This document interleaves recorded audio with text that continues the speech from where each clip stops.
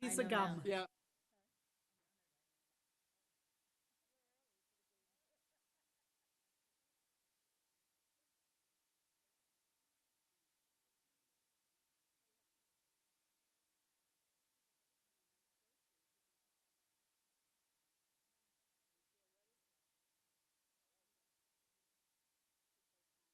Okay. And I'm like, I animals, guess it doesn't have the. You what? animals are so intelligent. Oh, wait, no. And Here, I have it. intuitive, right? It's like, I know.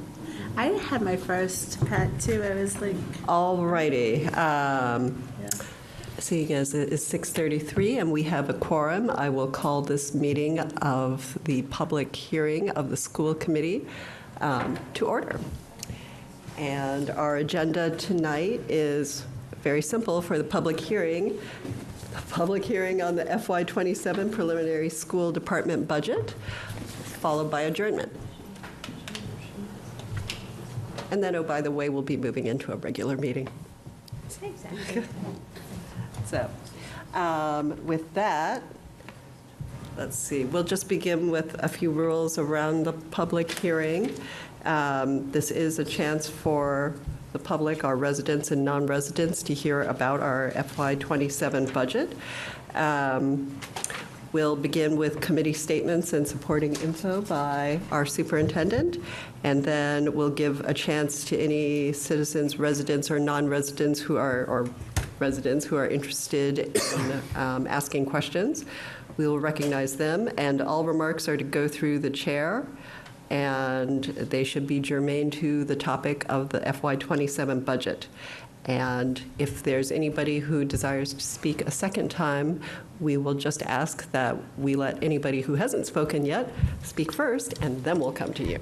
So, without further ado, we'll turn it over to Dr. Hackett for introducing, Dr. Hackett and Mr. Marin for introducing the FY27 budget. Thank you, Madam Chair. Good evening, everybody.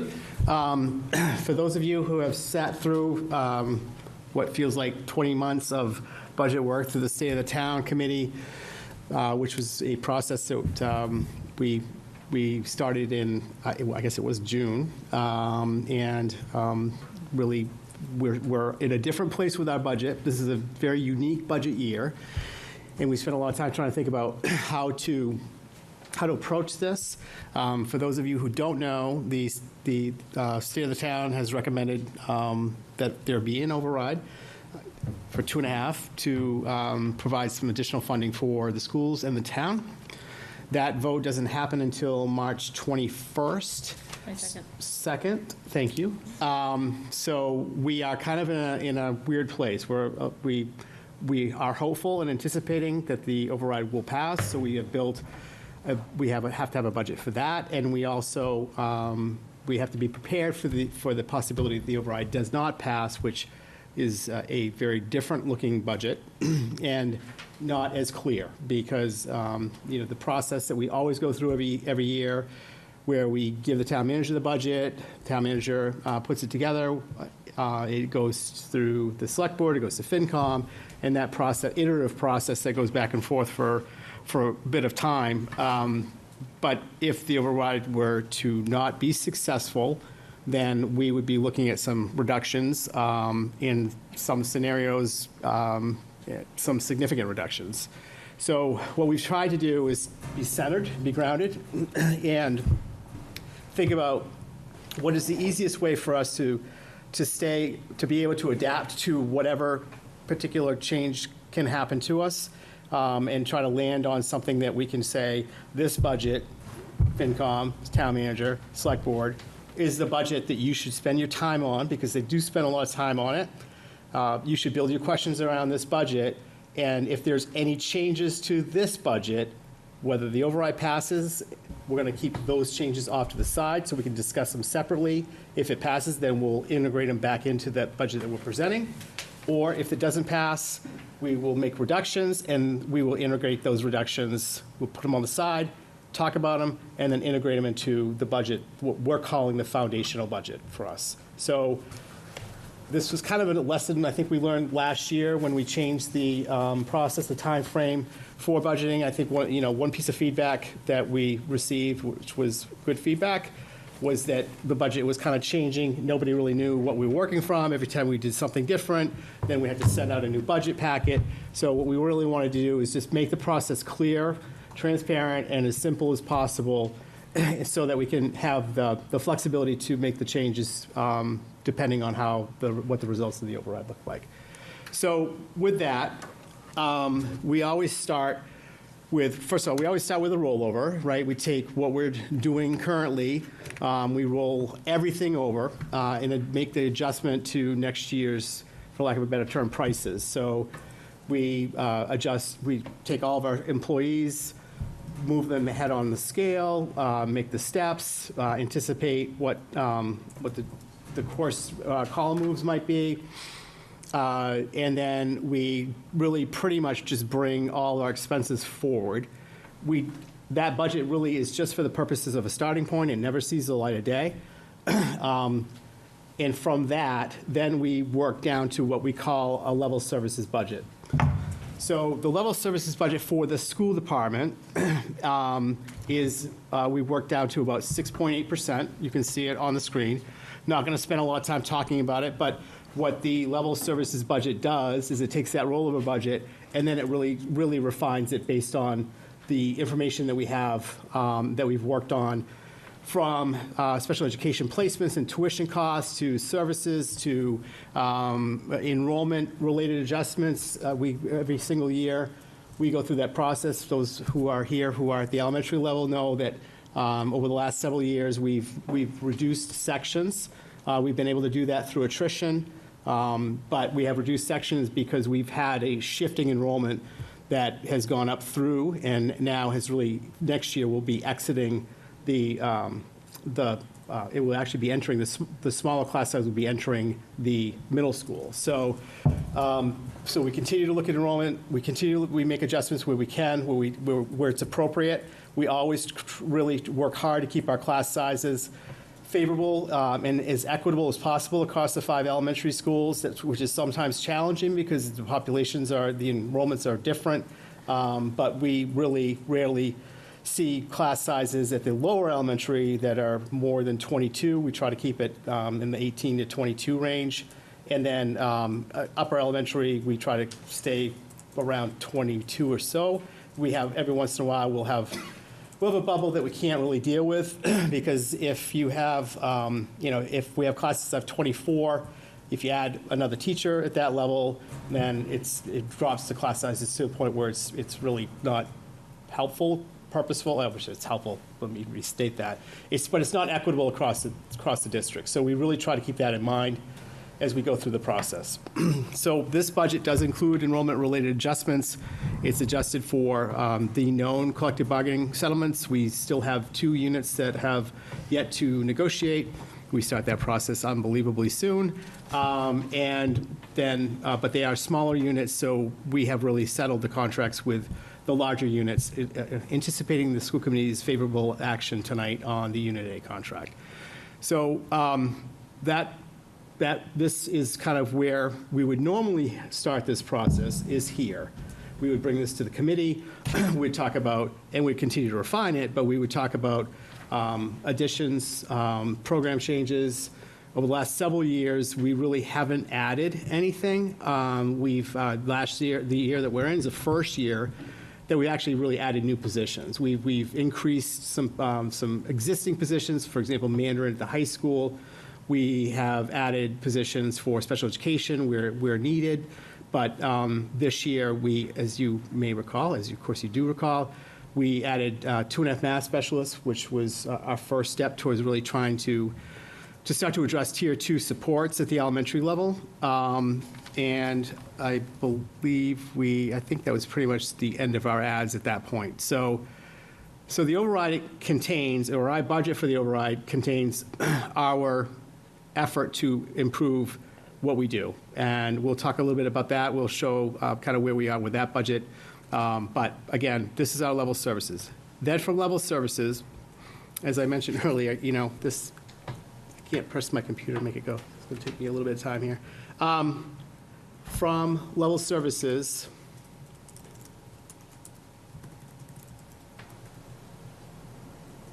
I can't see well, so I have to do it on my screen too. Okay, all right, here we go. So, as I mentioned, we developed a 5% budget that we're calling a foundational budget. The 5% number was part of the state of the town work that went on all summer long through the fall. And this is in the state of the town model. So this model assumes a successful override. For the school department, the level services funding for the next 4 years, would be 5% for next year, and then 4, 4, 4, 4. So what the State of Town Committee smartly has done is they have built in kind of the inflationary costs of a rollover budget so that we're going to grow, or the expectation is we will grow at 4%, and it funds a growth up to 4%. So that's growth without doing anything. From there, in the override budget, you'll see we are phasing in different levels of additional services and supports. But what's good about the 5%, 4%, that build out is that oftentimes it can happen that you go through an override, you don't have the inflationary built in, and then you go into a budget that you need to make reductions, and then you're reducing things that you just added. So it really is an insurance policy. Whether it's going to be enough or not depends on how the economy does, but we're committed to the 5% in a successful override, so we felt that this was a good place to start because it's a number that the town is familiar with, that we can work from, and it will be the starting number from if the override is successful, we are adding on to this 5% foundational budget.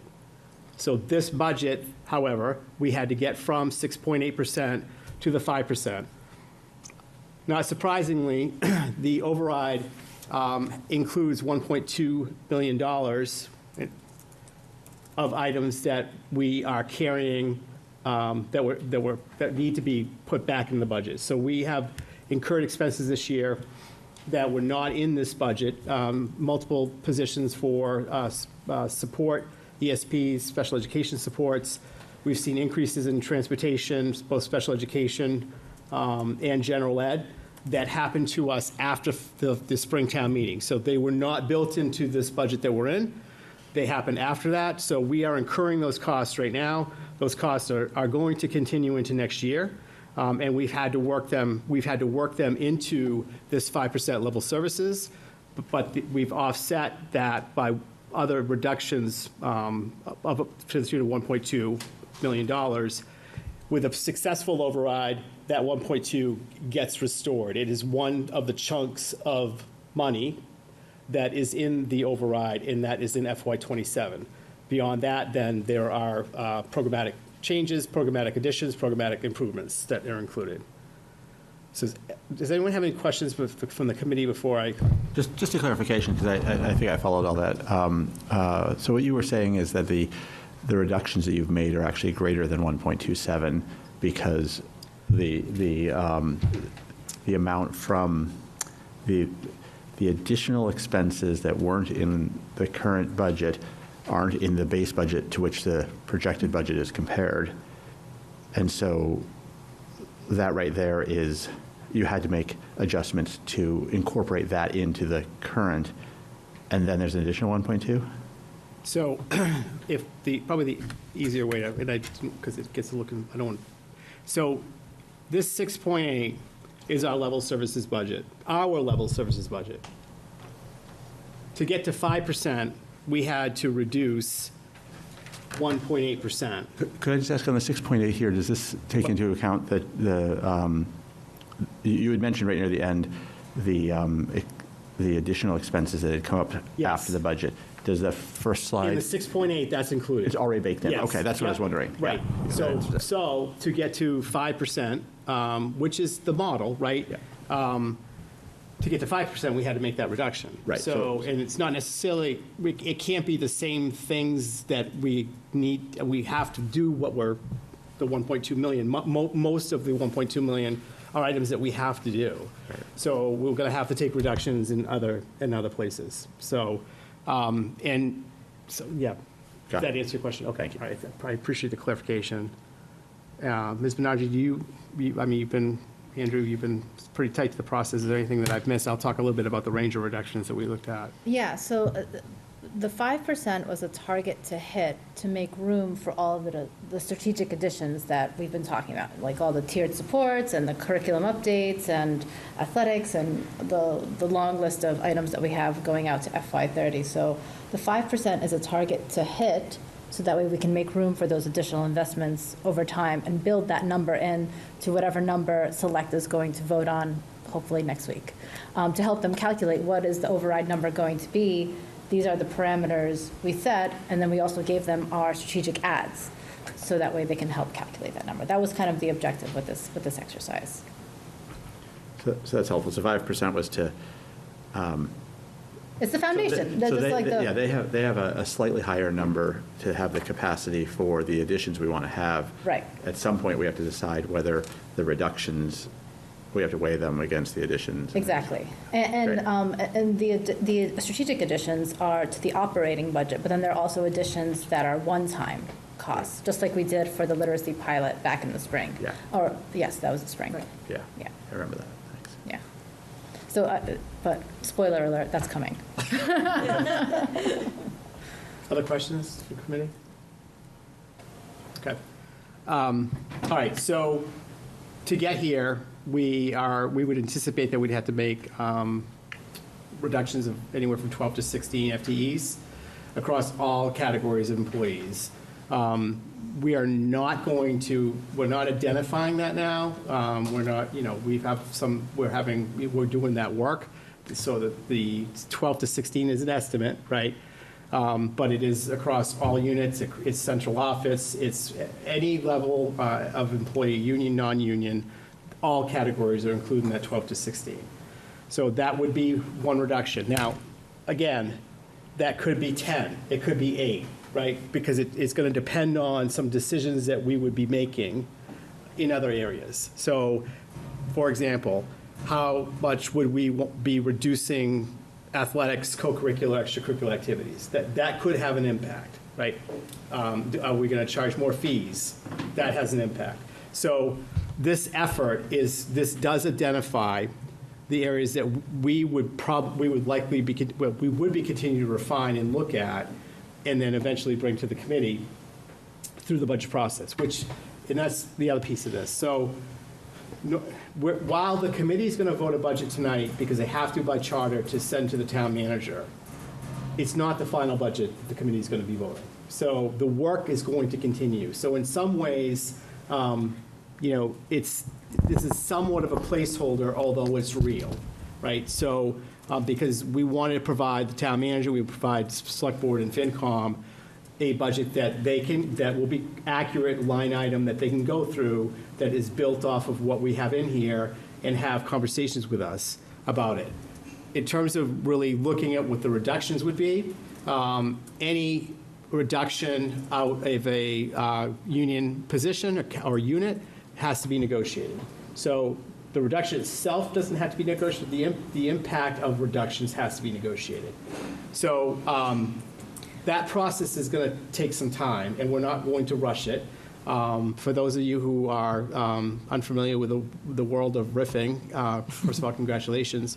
Secondly, the contract language really dictates that process. So for lack of a better term, and to use an accounting term, it's last person in, first person out. So for example, if we had to reduce, and again, we've been able to do it through attrition. We would do anything we can through attrition. We don't ever want to get into letting people go. But at some point, when we could hit some number there of that, but at some point, we would not be able to go to 10, 12 positions without having it impact existing employees. So what we are working on, we'll be working on this with the union. We actually have it done, and we'll be talking to them further. And it's all hypothetical conversation, but we want to make sure we get the process right. We want to make sure we're transparent. We want to make sure we're communicating regularly. But we're working on just a list of all our teachers, all our employees. I'm going to use teachers as an example because it's a specific licensure issue. We will be listing their data hire, what their licenses are, and we'll be doing just kind of a rank order from least experienced to most experienced. So that process is complicated because if, for example, we were to reduce an elementary position, it may not, the position that would be reduced, let's say it's a grade 4 position in one of our buildings, the position that gets reduced, it's not necessarily anybody on that 4th grade team in that building, because they may have more seniority than anybody else. So the reduction might be from a different building, right?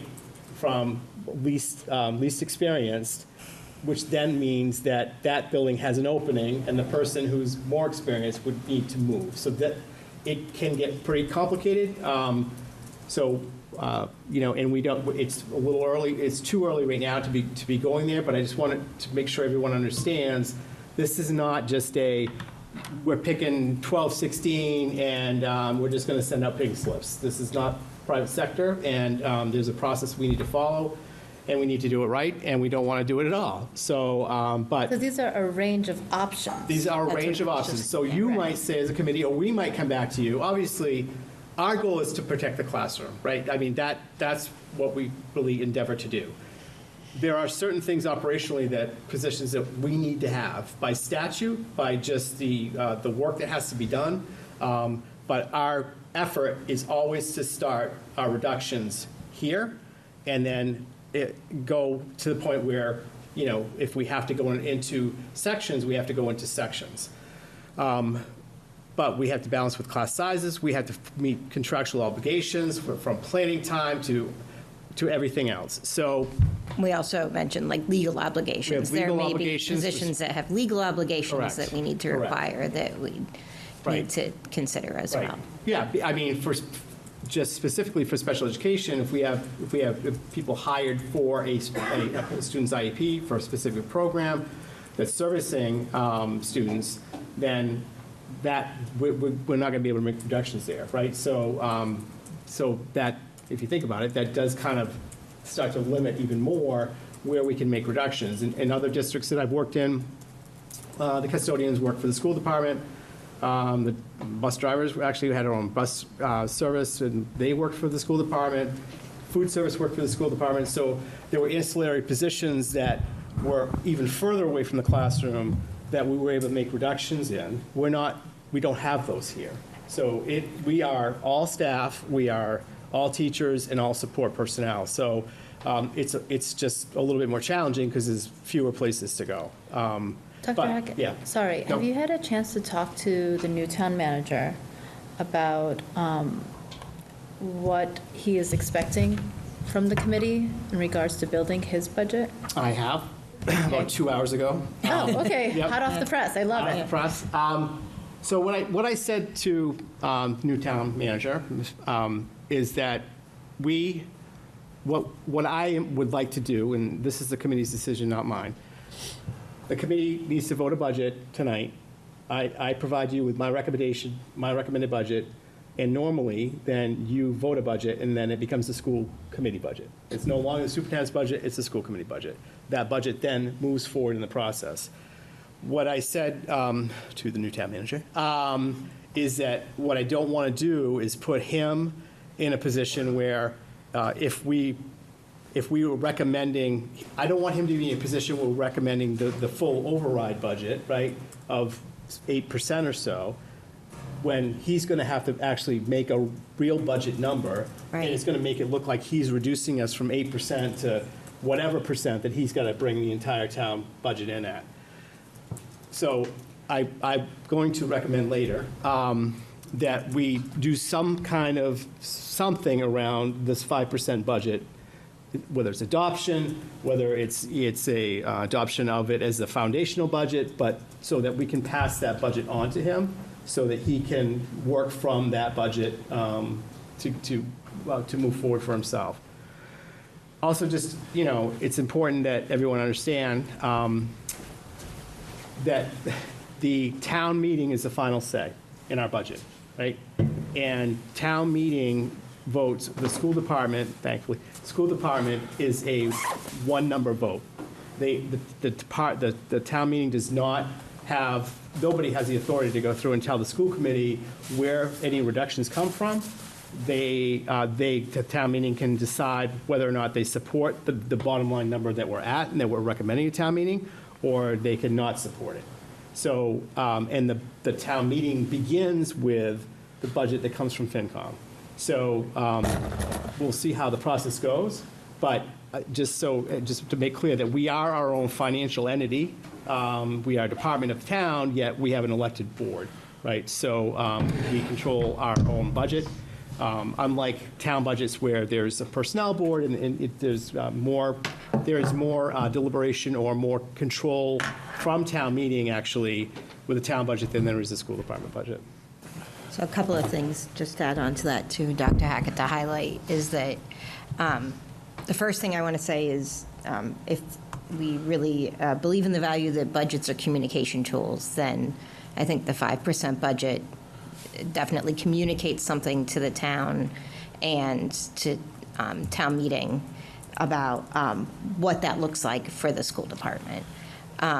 And that being said, that the budget we usually bring in January is almost never the budget that goes to the floor of town meeting, because we're kind of unique in our peer communities that there is so much distance between when we're expected to vote our budget and deliver it to the town manager than many other of our peer communities are. So we have a long time in between our January budget and our spring town meeting.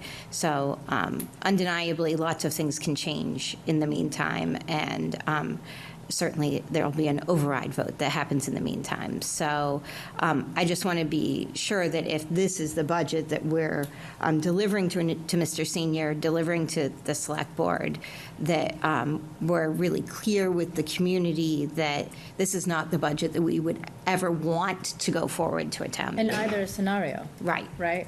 Correct. In either scenario. Right. So that's override or no override, this isn't our budget. 100%, exactly. This would never be what we would bring, and almost never is what we bring that we vote in January. So then, so I know there are a couple more slides to build up to what your actual You're familiar with the recommendation is, so I slides. can wait Nope, for go my ahead. question. No, Shall we? Whatever you want to do. Well, if we know that in neither scenario, we're going to submit this foundational budget, why would we send this to the town manager You can send whatever you want. as a body? Yes. As a right, body, yes. right. My rationale for sending this not as the recommended budget, and this is what's, I'm not really entirely clear on, I think we need to Okay. send the override budget as Okay. the recommended budget.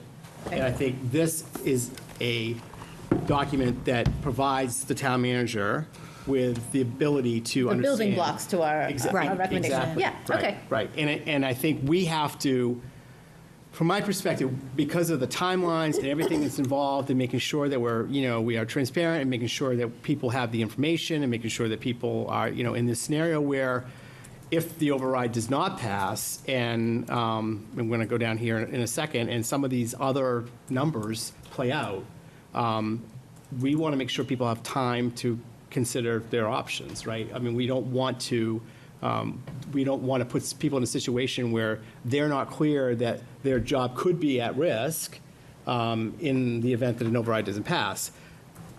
The problem with that is there's not going to really be any decision till town meeting in the spring, right? And what I worry about when we go through these, when I've gone through these exercises before, I've been fortunate enough not to have to do it here, but I've gone through these in other places where we have shut down schools. I mean, so what I worry about is you start to lose good people, right? Or new people. You start to lose your new hires who are, they're gonna be on the market because they're not gonna sit around and wait to see whether or not I might have a job, right? So that's what I worry about. That time frame, that amount of time between now and town meeting is a little bit excruciating in some ways.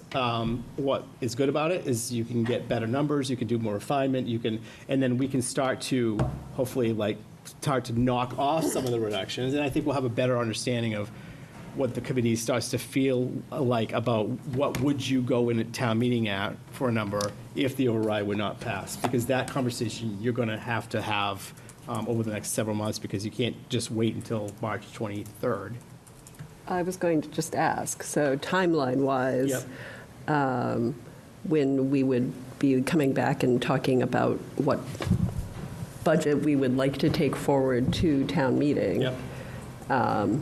It would be after the override vote on the 22nd at the meeting. Correct. So at the meeting following that, the 20th. Well, you would have to, I would recommend that you never stop talking about budget, Right. unfortunately, right now. But the decisions and the talking about it votes since June, would so why not? happen. Exactly. The decision has to happen after the override, but it doesn't Yeah. have to happen the day after the Yeah. override. It can happen the night of town meeting, in fact, because FinCom's budget is going to be what the town meeting is going to be, it's going to be in front of the town meeting. So any changes to that would have to come from the floor, up or down, would have to come from the floor. In fact, Ms. Bolognese, it may be wise for us to vote an override budget prior to March 22nd, so that voters know what this committee is committed to in the override vote.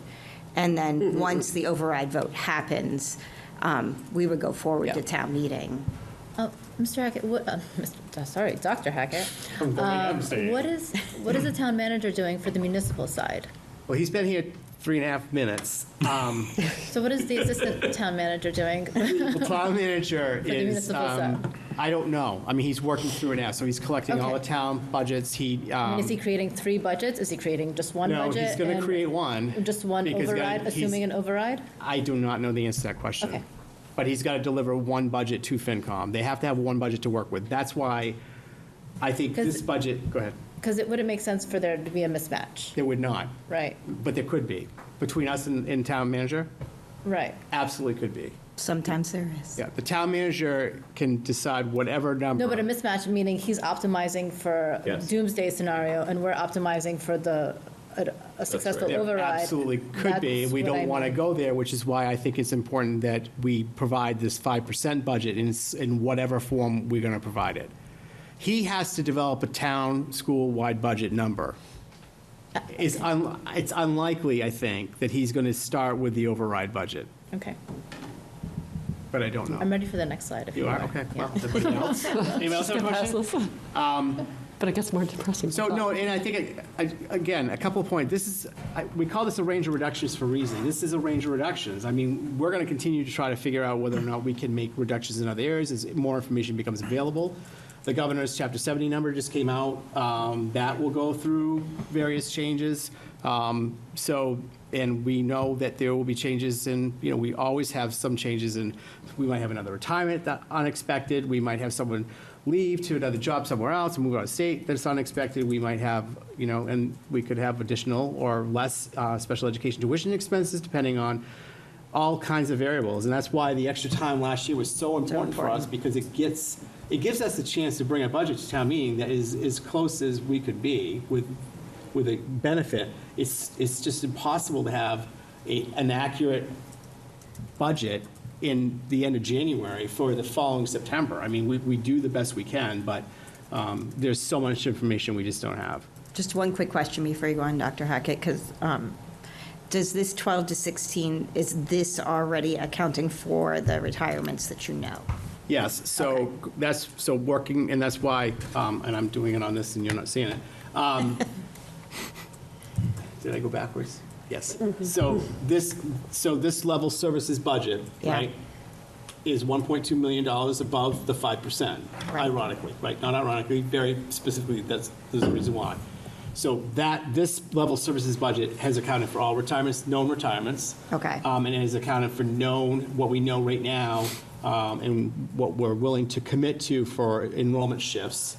But that could change too. Kindergarten registration starts soon, so we don't know, there's going to be more information coming. So this is where we would be normally with a level services budget. Right. This budget would need to then be reductions, because we've accounted for all of the areas that we can make reductions that we know of right now. That we know. Our best in current thinking. Other questions? I like it when veteran school committee members ask me questions they know the answer to. I think you said this already, but if you did all of the things on range of reductions, you would probably exceed 1.2 million. We could shift some of it towards, a different area, or do you, I guess that's the question. If you did all of these, is that 1.2? Or, could we reduce the number of staff by increasing reductions in, cooking? Yes, so she answered your question. So we might say, when we go through this, continue to build out this process, we continue to work through it, the committee might, so we might bring a recommendation to eliminate all but legally required transportation. Right? All except for legally required transportation. I doubt that the committee would buy into that, Right. but those are the kinds of options that we'll price out for you so that you can see and have those conversations. And generally, there's some kind of range in between. Would you be looking to increase transportation fees and athletic fees? And that's not the direction that this committee's been talking about for a long time. But I think we're going to have those conversations so that we, in general terms, know what the options would be from here. And that's why any changes to the 5% budget, we're going to keep off to the side. And to put another pin in that, each of those is going to come with a cost associated with them. Correct. So if we were to get to the point that we would need to seriously consider a 5% Right, budget, right. we would go back through that list of the range of reductions Correct.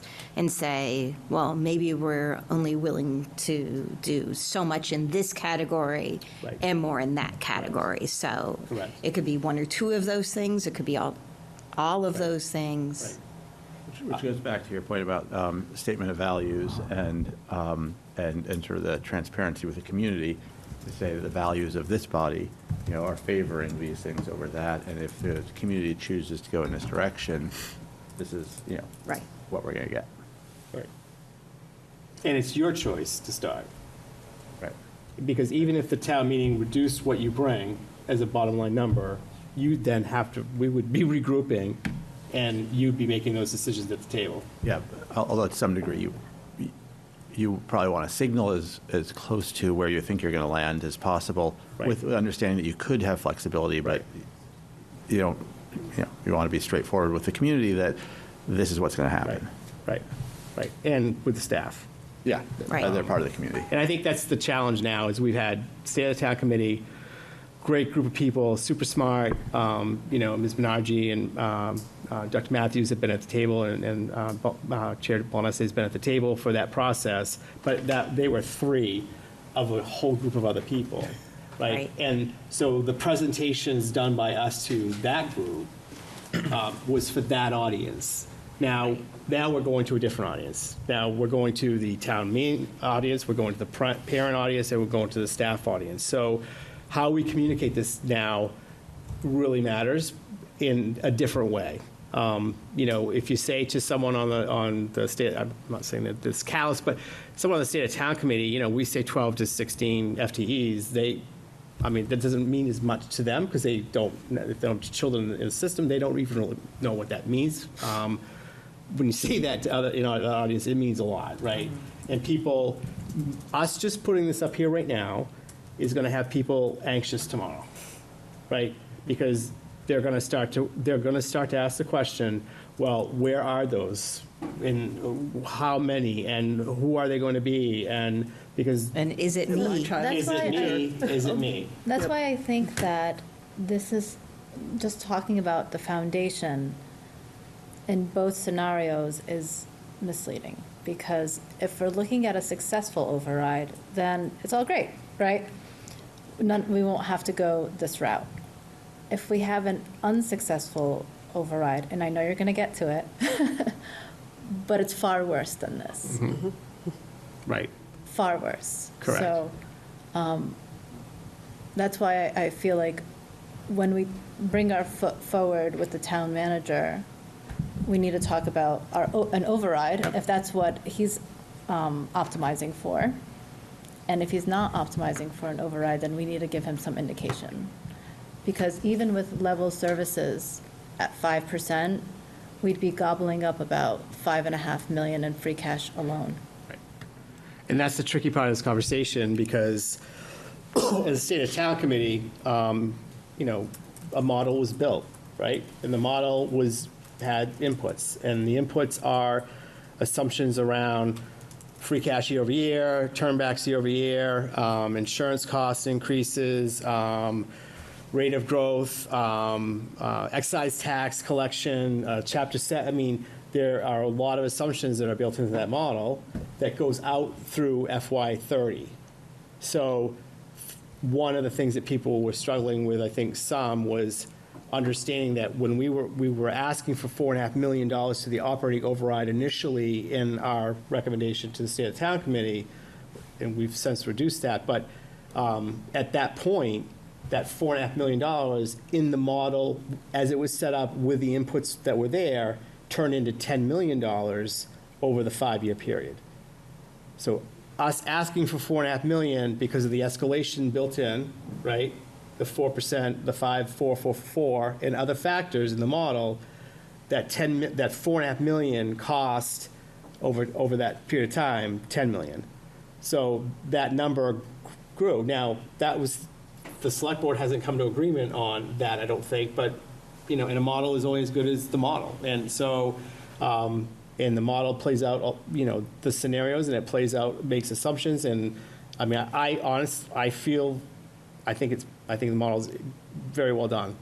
But then the model hits reality, right? So, and these are where the decisions are gonna get more difficult. So, I would always say that I think the 5% matters, because and I think the recommended budget needs to be the override budget.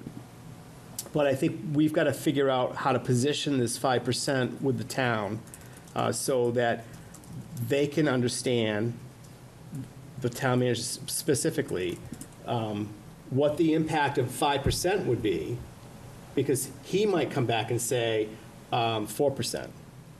And that's what he brings to FinCom, right? So, or he might say 6%. I doubt he's going to say 6%.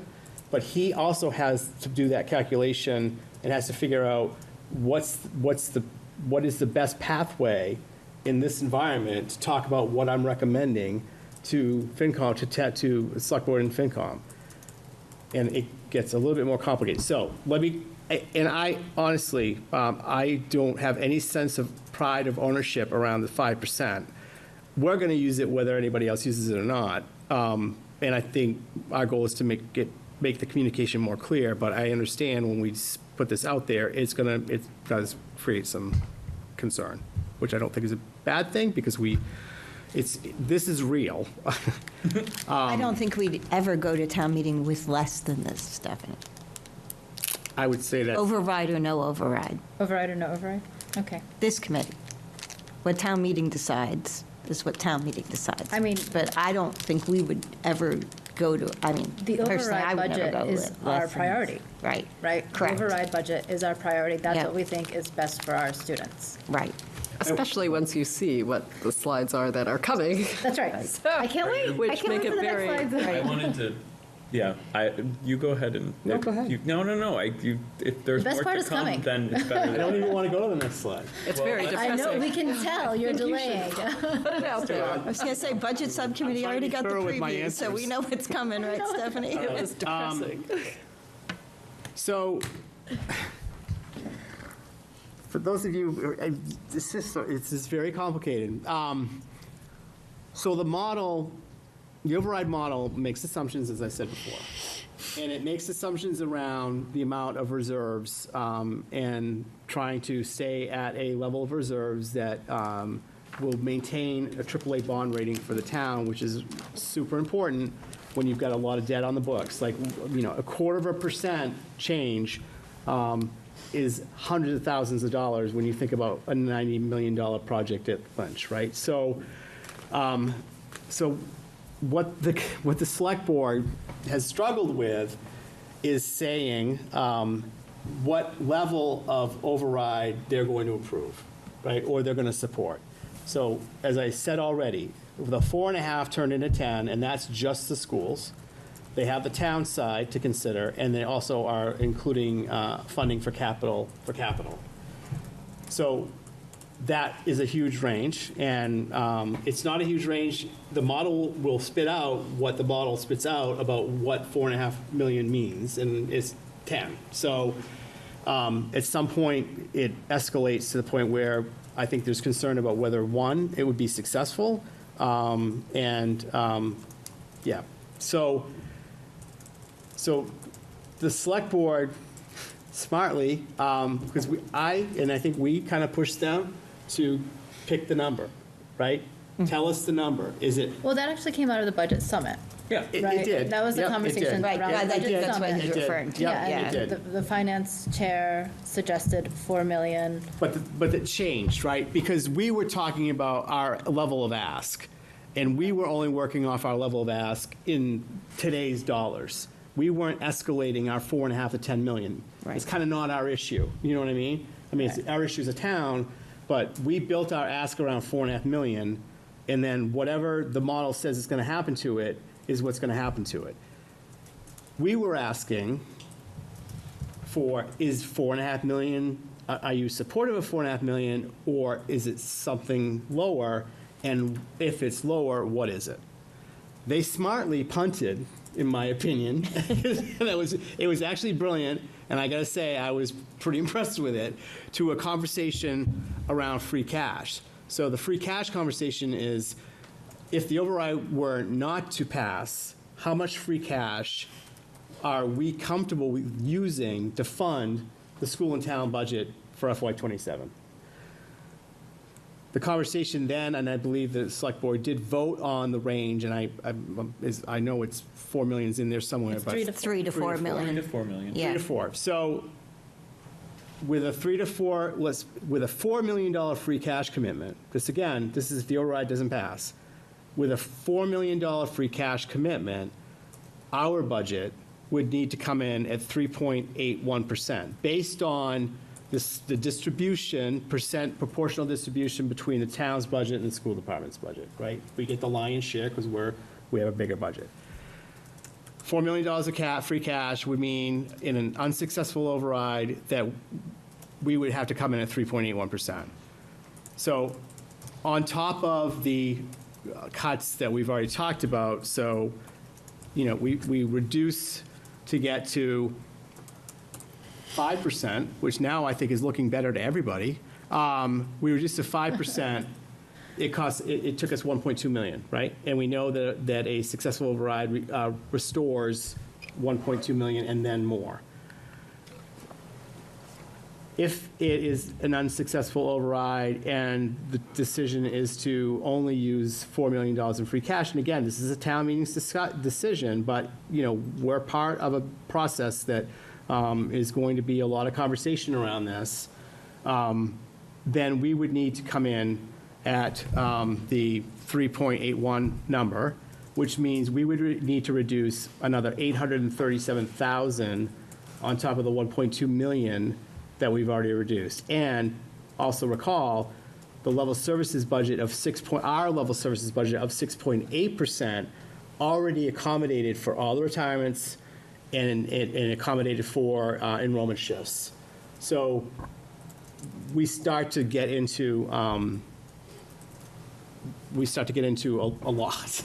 And go ahead. And I think the biggest bullet point here is at the very bottom. Are you going to take my bullet point? Oh, okay, sorry. Go ahead. No, go ahead. No, it's too please. late now. It sounded like Go you were ahead. wrapping No, it up. seriously, go ahead. At risk of non-compliance with contractual obligations. We hit up not just employment contracts, but our student services that are required by law when we're at 3.81%, using 4 million in free cash. Now, that 4 million was thrown out by our finance chair and now by the select board, saying, this is a number that we're comfortable spending in Springtown meeting if the override should fail. I can't even say it. Oh, sorry, go ahead. No, and I don't think they knew or understood what the impact would be. Right. Right? They didn't know what that's why they turned to us to say, well, what does that look like? And this is what it looks like. Yeah. Where it puts not only legal obligations and all of the hopes and dreams that we put into our priorities, but also by delaying Morocco feasibility and the messaging that it sends to MSBA and to that community, that we can't fund these priorities, but we still want to build a new school, Yeah. right? It's the messaging across the board. It just has the ripple effect throughout the whole system is tragic. I had a couple of questions, but did you have something? No, go ahead. Oh, I'll okay. go. I'll wait. Has there been any discussion about having a smaller override and using $4 million in free cash? So, Or is that a later slide? no, it's not a later slide. It's a great question, and I just, everyone needs to stay in their lane, right? Yeah. So, and I agree with you, but the revenue conversation is not ours or Right. yours as a school committee to have. Your job as a school committee, not my job as a superintendent, is to recommend to you what we think the best budget is. Right. With what we know to be generally the dollars that are available, and you may decide in this scenario that there's no way you're going to go to town meeting with 3.81%, right? Right. And then it's a conversation at town meeting, and town meeting's the final say. So, because there's two important things. One, with respectfully, the town votes the bottom line number of the school department for a reason. Ed Reform made that decision. Right. Because Ed Reform looked forward and said, we can't have people, the school department controls their budget. You can't line item the school department budget and have a, co-constructed, crowdsourced school department budget at a town meeting. 192-person school committee. Right. So, because you know what the legal obligations are, and if town meeting made a reduction, they may think that they'll give you this, they might give us a suggestion, which happened my first year here, as to what you should cut. But that's not their job. They Right. can say, we need you to cut 200,000, and then you have to come back and figure out what that's going to be. Right. So we've stayed out of that, and I think that's an important kind of relationship to maintain that. However, I don't know if anyone wants to speak. I'm certainly not the one to speak to whether or not there's been conversation about a shorter term, but I've not heard it or been engaged. And I was wondering more informationally. I wasn't trying to get in their lane. I know you weren't, but this is an important point for everyone. No, it's a good point. So it's a great question. It's a good point. The other, it's sort of a technical question, but it's additional reductions of 25 to 30 FTEs. And I was just curious, how we came to that, since when we were trying to reduce 1,200. That's cumulative. That's a cumulative? Yes. Oh, okay, Yeah. okay. That's a little bit closer to I know. making sense We on went back that. and forth on that slide to figure Mathematical. out which one we wanted to show. I would just change the word additional. I don't mean to micromanage, but Yeah, no. it sounds No, like it's a it's on good top point. of. Yeah, no, it's important because, we create this deck and, we're doing it for us, and we think. Well, and so you're this looking at feedback's a lot, I important. get it, yeah. Right. But I was just like, Right. how does the math work on that? So, and Mr. Hopcroft too, the 3 to 4 million is literally out of the budget summit last week and Yeah. hot off the It press was an from exercise they select asked us board. to do. Like I don't think Monday we even night, knew what it was so- going to look like. Right. Right, until So- we went through the numbers. And So it's a good question because we don't know. We don't know what conversations are coming. And just like we'd said, I guess, at the start, this is the first budget, and we will continue to have conversations, as I'm sure will the select board and FinCom.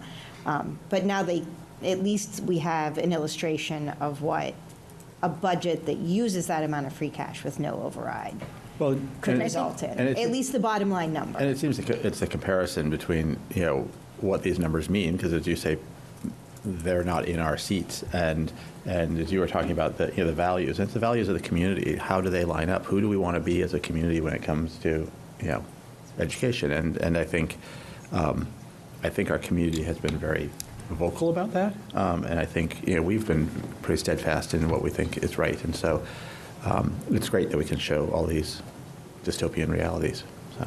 Yeah, and again, if we would get closer to this, again, Dr. Hackett, it's not everything on the list again. It would be- It's why we've termed it a range of options. Because yet to be determined, things can change, and these conversations will be, this conversation, I don't think, so.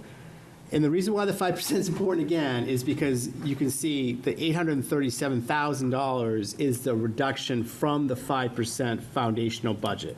We've got to tether that to something, And I don't think we should be tethering So if they give these us all the scenarios four. to the override budget.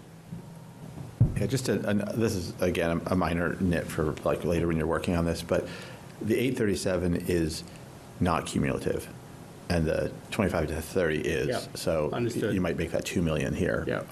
And have them both We be probably cumulative. would need, it may be good to put another slide in that just shows the Yeah. year over year and then the Or total just- Yeah. accumulation. just something, To be, yeah. to be fair, I feel like we should measure everything from the override budget, because that is what we want and what we're advocating for as a committee, correct? I do think that makes sense to start with our values Right. and then say, if so you're going to this chip would away at be them. like $6 million below. Yeah. I mean, I'm curious to see the rest of the slides, but I think Yes. that's a great suggestion, I think. And Dr. Hackett, this doesn't use all $4 million in free cash either, correct?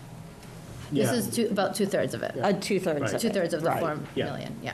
So, Our proportional Assuming share. that Because it would something be is our going to proportional go. well, right, share so I'm, based on- again, not to nitpick, but in terms of communication, this isn't using $4 million Well, as free I don't like this cash. communication anyway, because Yeah. most people aren't gonna, I mean, what they can understand is the total budget and but the whole, we'd have to really explain what do we mean by use of free cash? Right. Right?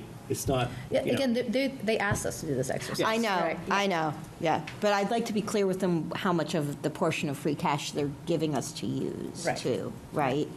So we're not assuming we're getting $4 million of that. We're assuming we're getting two-thirds of $4 million.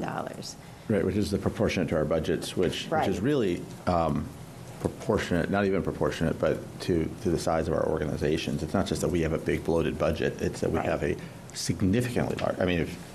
significantly larger operation in terms of staff and facilities and everything that we have. And we also are already operating at relative to certain peer districts, the ones that have more Right. commercial revenue or other ways to collect revenue than Winchester does. We are already operating more lean, Right. particularly in how we staff, central office, how we staff specialists, how we staff supports, et cetera. I mean, we do what we're legally required to do for the most part right now, and And a little bit more. a little bit more, right? I think is the way to put it. Do you have other slides? Because I have 4 things to say. I have a couple more. Do you want to keep going? I do now. Okay, Now let's you've let Dr. identified the Let's let number. Dr. Hackett finish. Yeah, because we don't wanna I'm trying to miss- hold this until you're finished, and then I have some things. Because you to end say. on such a nice high note. I know, Well, I was- thank you. And the next slide.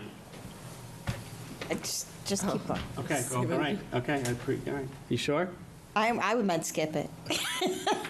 Just show it more. So this is if. This one, yeah. I don't want to Yeah. look. I'm not Yeah, looking. no, I can't. so It's scary. again, this is this is the range that, this is the 3 to 4 million. That's not even 2.5% in. Well, because there's also like insurance. Well, and I know, other but it's not things. even Oh, yeah. 2.5%. That's just such a crazy. Or the increase in this Chapter 70 budget. Okay. Yeah, Just All keep right, going. so We're not looking at it. We're not now even let's looking talk about the superintendent recommended budget, and this is Yay. assuming a successful override. Excellent. And I am going to say it again, and I know people, it's like when I bring up Wellesley, nobody wants to hear me say Wellesley. I'm going to say, we are building this from the 5% budget. So, because remember, the override builds in that $1.2 million that we had to reduce to get from 6.8 to the 5%. So that's restored in the override. You ready, Hopcroft? So that percentage just gets us, that 1.8% gets us from the 5% back to our 6.8 superintendent. level service. So is that reflected in the bottom part of this chart? Or are we starting from the 6 point, whatever? No, so. I know you say we're starting from the 5, We're but we're if the starting override from, puts starting from the 6 point- 5, right, with a successful override, FY '27, our ask in year 1 is 2.3 million. Is that the 1.2 that gets us to the 6? 1.2 And is then part of that. another Yes. 1.1? Yes. Okay. Yes. In the operational override, and as Ms. Menardi talked about earlier, and we have a There's other slide on stuff. this, we have an entirely separate ask around One-time. literacy because it's one-time funds. Yep. That doesn't get built into the operational override budget. So year 1, our ask is 2.3. starting from the 5%, it builds back in the 1.2 million, which is in that 2.3, and then it adds to hits our priorities. And this is just a roll-up, which we probably don't really need to see. So going back to our priorities, and I hope this looks familiar. These are the priorities that we've identified through the State of the Town process. We have gone through several iterations of this. There was some concern expressed. Our year one number was higher than that, and there was some concern expressed about trying to spread out the ask over the 5 years more, because obviously whatever we spend in year one is going to be what 4 years. people are going to get taxed on. 4 Right? years. Yes, over 4, sorry. What people are going to get taxed on. So we've made some adjustments to this, including pulling out some additional one-time costs. And as you can see, FY '27, these are the categories of improvements and strategic initiatives that we have identified. You have had conversations. This has been presented publicly in multiple forums. And it was built off of the survey that we did last year, community-wide, staff, teachers, parents, Anyone who wanted to give us their opinion? and we got a lot of them, to identify priorities, which then you've worked from that ever since that point in time, which seems like a lifetime ago, but it was really this time last year. And you worked all summer. You've been working on the priorities. You've identified the WPS 2030 as part of our WPS 2030 plan. These are the priorities you identified for an override. So with that, the override, with that, we also, and I'm going to let either Dr. Matthews or Ms. Menage speak to this, but we actually, sorry, it's changed on my computer. We actually pulled out one-time expenses, similar to what we did with literacy funding this year, right? We had the pilot funding. We asked for a separate article because we knew that we weren't going to have another pilot of literacy. Now we're asking for a separate ask for a literacy program for the actual implementation of those items at a one-year cost. We've also built into this $878,000 for 3 years worth of year-over-year costs. So the literacy program itself has the base cost, and then there's professional development costs built into this, and then there's also we'll have ongoing consumable supply costs of about $135,000. We felt it important to front load that in this ask, and then after 2030, we would then need to carry those costs in the operating budget. We'd have to work them back in. So with the exception of that, these are one-time costs. So does that, just for clarification, does that mean that the 120 or whatever a year for the years going out before 2030 are in the 878? Okay, so Yep. so the 878 is really like $500,000, and then there's a Yeah, yeah, right. got it. 78 is kind of like all in. Yeah. I know we discussed this at the last committee meeting for Morocco feasibility, but a few of my capital people, my capital friends, told me that for Lynch, they bonded the feasibility study for Lynch, Yeah. and then they just rolled it up once. Right. Because it's reimbursable. Right. Well, once and you don't- once right. it passed, Right. and the And you debt do- exclusion. Right. And Voted did on. bond anticipation notes, because you're not going to spend it. So Right. they just do short-term borrowing until you get to the point where the project starts to then be approved, and then the funding starts to come in. Correct. So I don't think So it wasn't the free article cash. won't ask for free Correct. cash. It would be a one-time funding article, but not a one-time funding article for free cash. Right, so it's the way Right? we word the So you article, could right. distinguish which ones of these are free cash funding articles and which ones might be bond anticipation. Right. It's- Or, right. And I believe. That's a helpful yeah. distinction. Yeah. The last right. And both FinCom and Select Board were supportive of us putting the one-time funding through this way instead of adding it to our base budget, at least at the budget summit. Yes, yes, they wanted us to kind of take that critical look. Take it out. Right. Yeah. All of it out. Yeah, all of the things that would fall into the category of Of one-time one-time expenditures. Yeah. So this would then contemplate an FY '29 ask of where there's a placeholder for a mathematics pilot of about 250,000, and an FY '30 ask of a mathematics curriculum for implementation of 400,000. And again, those are placeholder numbers because we don't know, we have no idea where we're going to go with it and what the cost will actually be. It will be less expensive than literacy. Does this anticipate 2031, the ongoing costs are baked in there, or does the 400 include that for the next couple of years? Or it's just, It's not that- baked in. it's such a place? No, Okay. Yeah, it ends there. Yeah, so FY '31, we would both have to pick up the year-over-year ongoing cost of literacy and And the year-over-year yeah. cost of the math, okay. Right. You know, when we're looking out to FY '30, just for perspective, our COVID kindergartners will be in high school. Yeah. That's right. And that's just insane. I was just going to say that, because you want to go, How'd you do that? Our COVID, because I have a COVID kindergarten. You're the- And they're going to be in high school in FY '30. yeah. And that all these decisions and all these programs that we want to improve, they're going to be moving through the system, Yep. right? And as we're making improvements in elementary school, they're now in middle. Yep. So you'd like to see the course expansion at middle school and high school?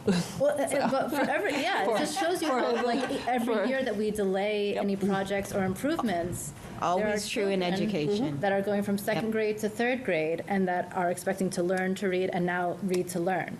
Right.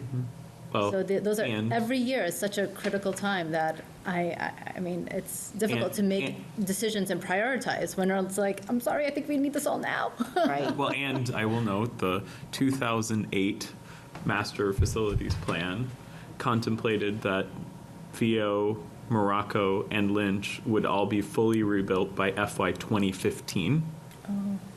When my family moved here in December of 2018, we were told that our now fourth grader would be a kindergartner at the new Morocco, Wow.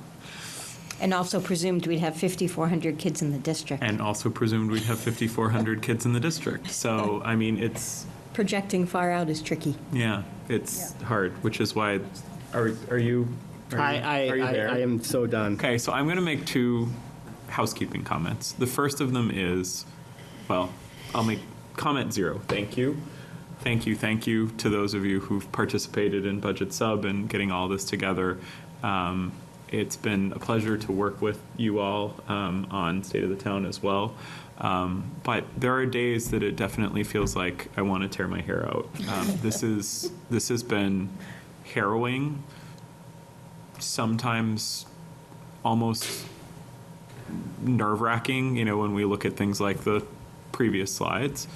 But it's important work to try to do our best job to project things. So that's 0. Number 1 is I genuinely hope that we don't have to go forward with any of the scenarios that are here that envision cuts. And I think the reality is that looking at our surrounding communities, there are certainly communities that have a more enviable position when it comes to their commercial tax base and the amount of revenue they're able to raise.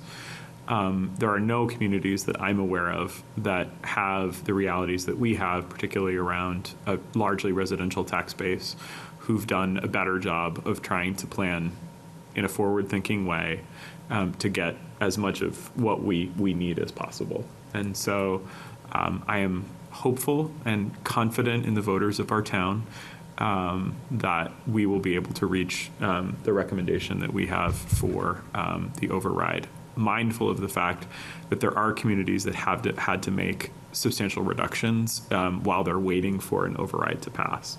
So we are actually very lucky in that we've been buffered until now from the impacts that have been with us now for almost 6 years and have not had to make some of the really painful reductions that other districts have had to make. We've also been lucky in that our year-over-year percentage growth has been lower than a lot of peer communities. The example I always keep raising is North Andover, which I believe had to make substantial cuts to get to a 9% year-over-year increase in their budget last year. And so we're I think, very lucky. So I hope that we continue to be that way through a positive vote of the voters and funding of what we have. The second thing I'll say is sort of it is entirely in the purview of the select board to set the number for the override. So sort of to your point, Mr. Hopcroft, earlier, they can choose to do whatever they want. And then if anything is envisioned from free cash usage or town meeting, then town meeting has to take an affirmative vote to do that. I mean, regardless, even if the override passes, town meeting still has to also vote for what we ask for. So town meeting could choose not to exercise the excess levy capacity if they choose not to and not let us have it. So I'm hoping they do that. But I think that's another important point. Like ultimately, it's entirely up to the select board to decide what the override number is. And so to answer your question about free cash, they could say explicitly, like, we want this override number, plus we would envision that town meeting allocates this amount of free cash,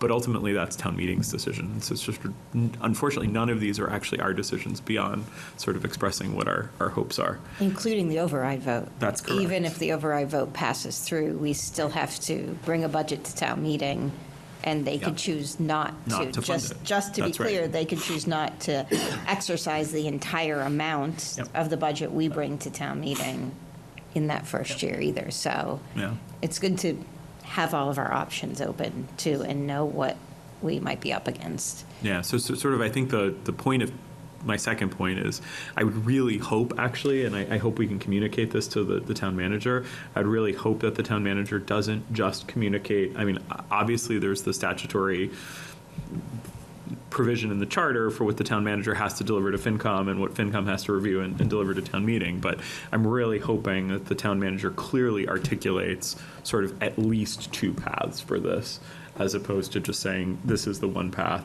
Because to your point, Ms. Minarji, about, if assumptions we're making are not the same assumptions he's making, he might either choose to equalize it to his assumptions or what. But I genuinely hope that he sort of sees what we're doing here, at least offering two forks, potentially even a third, right?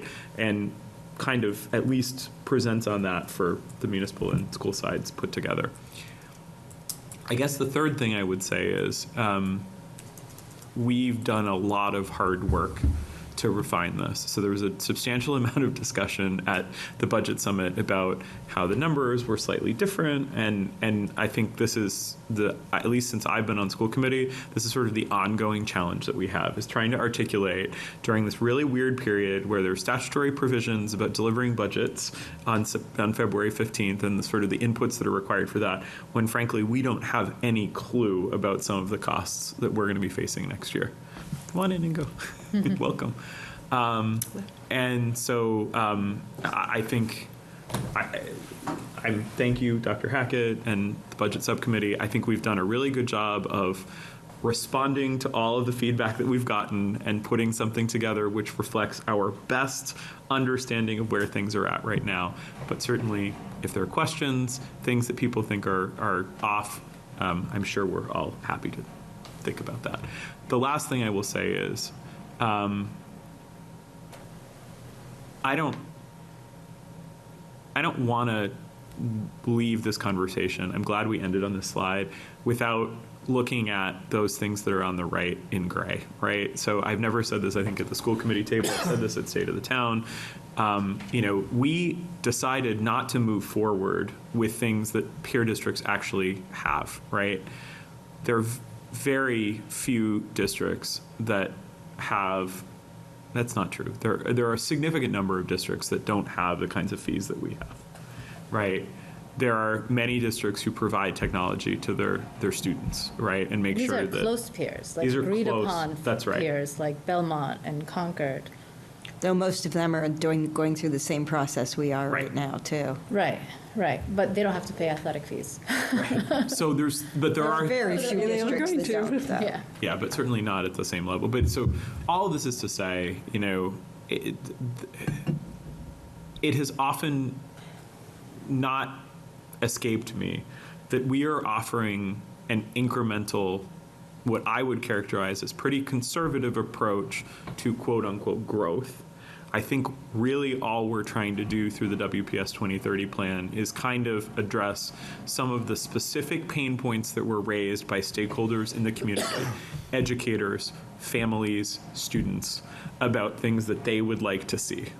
And we are trying to bring those into the budget or into one-time costs. And so there's nothing here that is crazy or out there. This is literally just taking the things that are very high priority needs and trying to make sure that these things, many of which have not been fundable for years, actually do get into our offering moving forward. So with that, I will, if there's other comments, but thank you. I think I would go everybody. even a step further, Dr. Matthews, and say that not only is it improvements to the district, it's necessary instructional That's right. points that our students need and our teachers need support of. Mathematics tier 2 support, substitutes and ESPs. When we don't have enough substitutes, as our middle school teachers well know, kids end up sitting often in some study halls. And so many of these things are not even, I would Adaptive argue, phys ed. argue Yep. Yeah, no. clear, it's improvement to the district, but it's not growth in a way that No. we are growing just because we want to be Concord or we want to be Arlington. It's because we want to provide the best program we can to the kids. Yeah, we've called these over the last. I think that over the last several months, we had settled on calling these our essential needs. I don't think that one can look at these and say, oh, these are extravagant. These are over the top needs. These are things that are just very basic, fundamental needs in our community, and that our community has expressed, and that we as a committee have talked about for months, and we've just really honed in on these. So I don't think there's anything extravagant in here. And I think when we're looking at these other exercises that we were tasked to do with cuts, it's just important to communicate what those kinds of cuts would do, and then also to point back to these are the essential needs. These are the things that our community has asked for and that we believe in. So. And frankly, things that any educator would look Yes. at and say, why don't we have these? Yes. So, And while I mean, I appreciate calling the 5% foundational, I think this is actually our starting point. Can you have a foundation and a different starting point? Whatever you Because want. I feel like this is the ask, right? And the town, the voters, everyone needs to figure out if they agree. Exactly. Yeah. Yeah, This is I our agree. ask, and then when we present, I believe we should present this to the town manager. This is our budget. If the override should fail, and if Select and the town manager says we're going to allocate $4 million in free cash, we've articulated to them what that would look like, right? I think it's we're important not we getting communicate this. both, because I think they need to see what it looks like. Yes, Yeah. absolutely. Okay, I like that. Because, again, that was asked of us to do Right. that. And at special town meeting, I believe we should show both as well.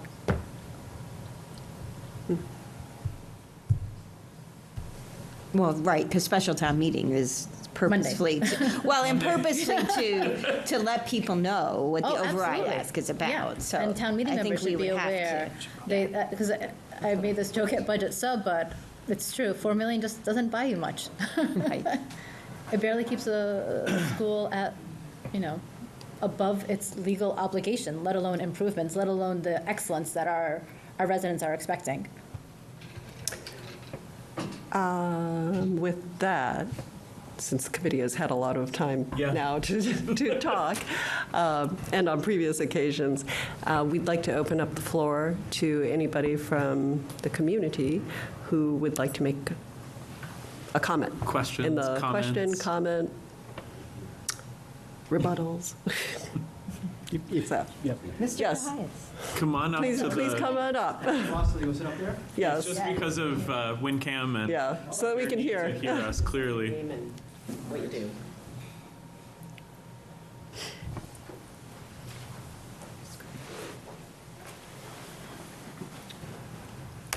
And if you could just give your name and introduce My name is, yourself and all of that. well, as we go on by the titles, my name is Dr. Scott Spencer. I'm a teacher here at the high school. Thank you. And the question I have for you is actually on this slide, and if the override does pass, I see down the bottom total priorities that you plan to add between 6.5 and 8.5 full-time equivalent staff and/or faculty.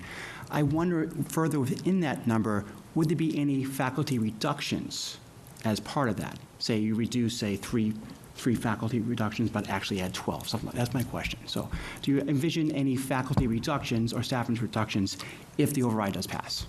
So, which is why the 5% budget matters. There's going to be staffing reductions as we go through every year with enrollment, right? We've taken those. The 5% budget is down that $1.2 million from the level services that we presented at 6.8. Staffing reductions have already been made will have to be made to get to the 6.8, right? Staffing reductions will have to be made to get to the 5%.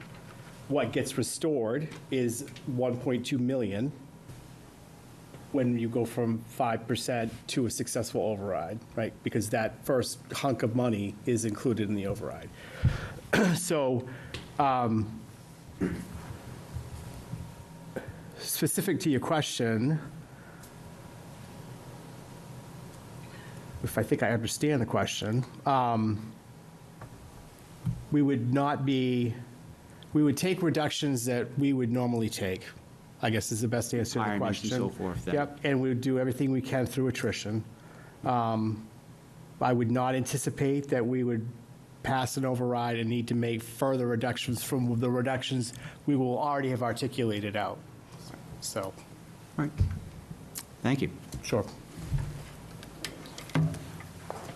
Dr. Hackett, is it fair to say that in a normal year, we take necessary reductions based on retirements and enrollment? These would be almost unnecessary reductions. Which ones? When we're looking, I had the Not slide here. back up. It's The level 15 to services 20 and the 25 to 30. Yeah, that would be. The 5% scenario. Those would be reductions that we wouldn't Correct. otherwise I- be taking Right, so in a typical school year. to further clarify, right, when we talk about that 1.2 million that is in our level services 6.8 budget, those are expenses that we have got to put in our budget. Right. Like no matter, not all of them, but we are going to have to pay for transportation, right? Right. We're going to have to pay for, we hired multiple ESP positions for IEP services over the summer that we did not budget for this year. Right. That we will presumably, unless something changes, students move out or whatever, we will have to carry those costs next year. Right. So, to be clear, the 1.2 million has to be put into the 5% budget, and to do that, we would need to make reductions to Of make some room kind. for that 1.2. Right. Okay, I hate to be the slow group here, but, so if the override passes, which of these levels of reductions are we going to have?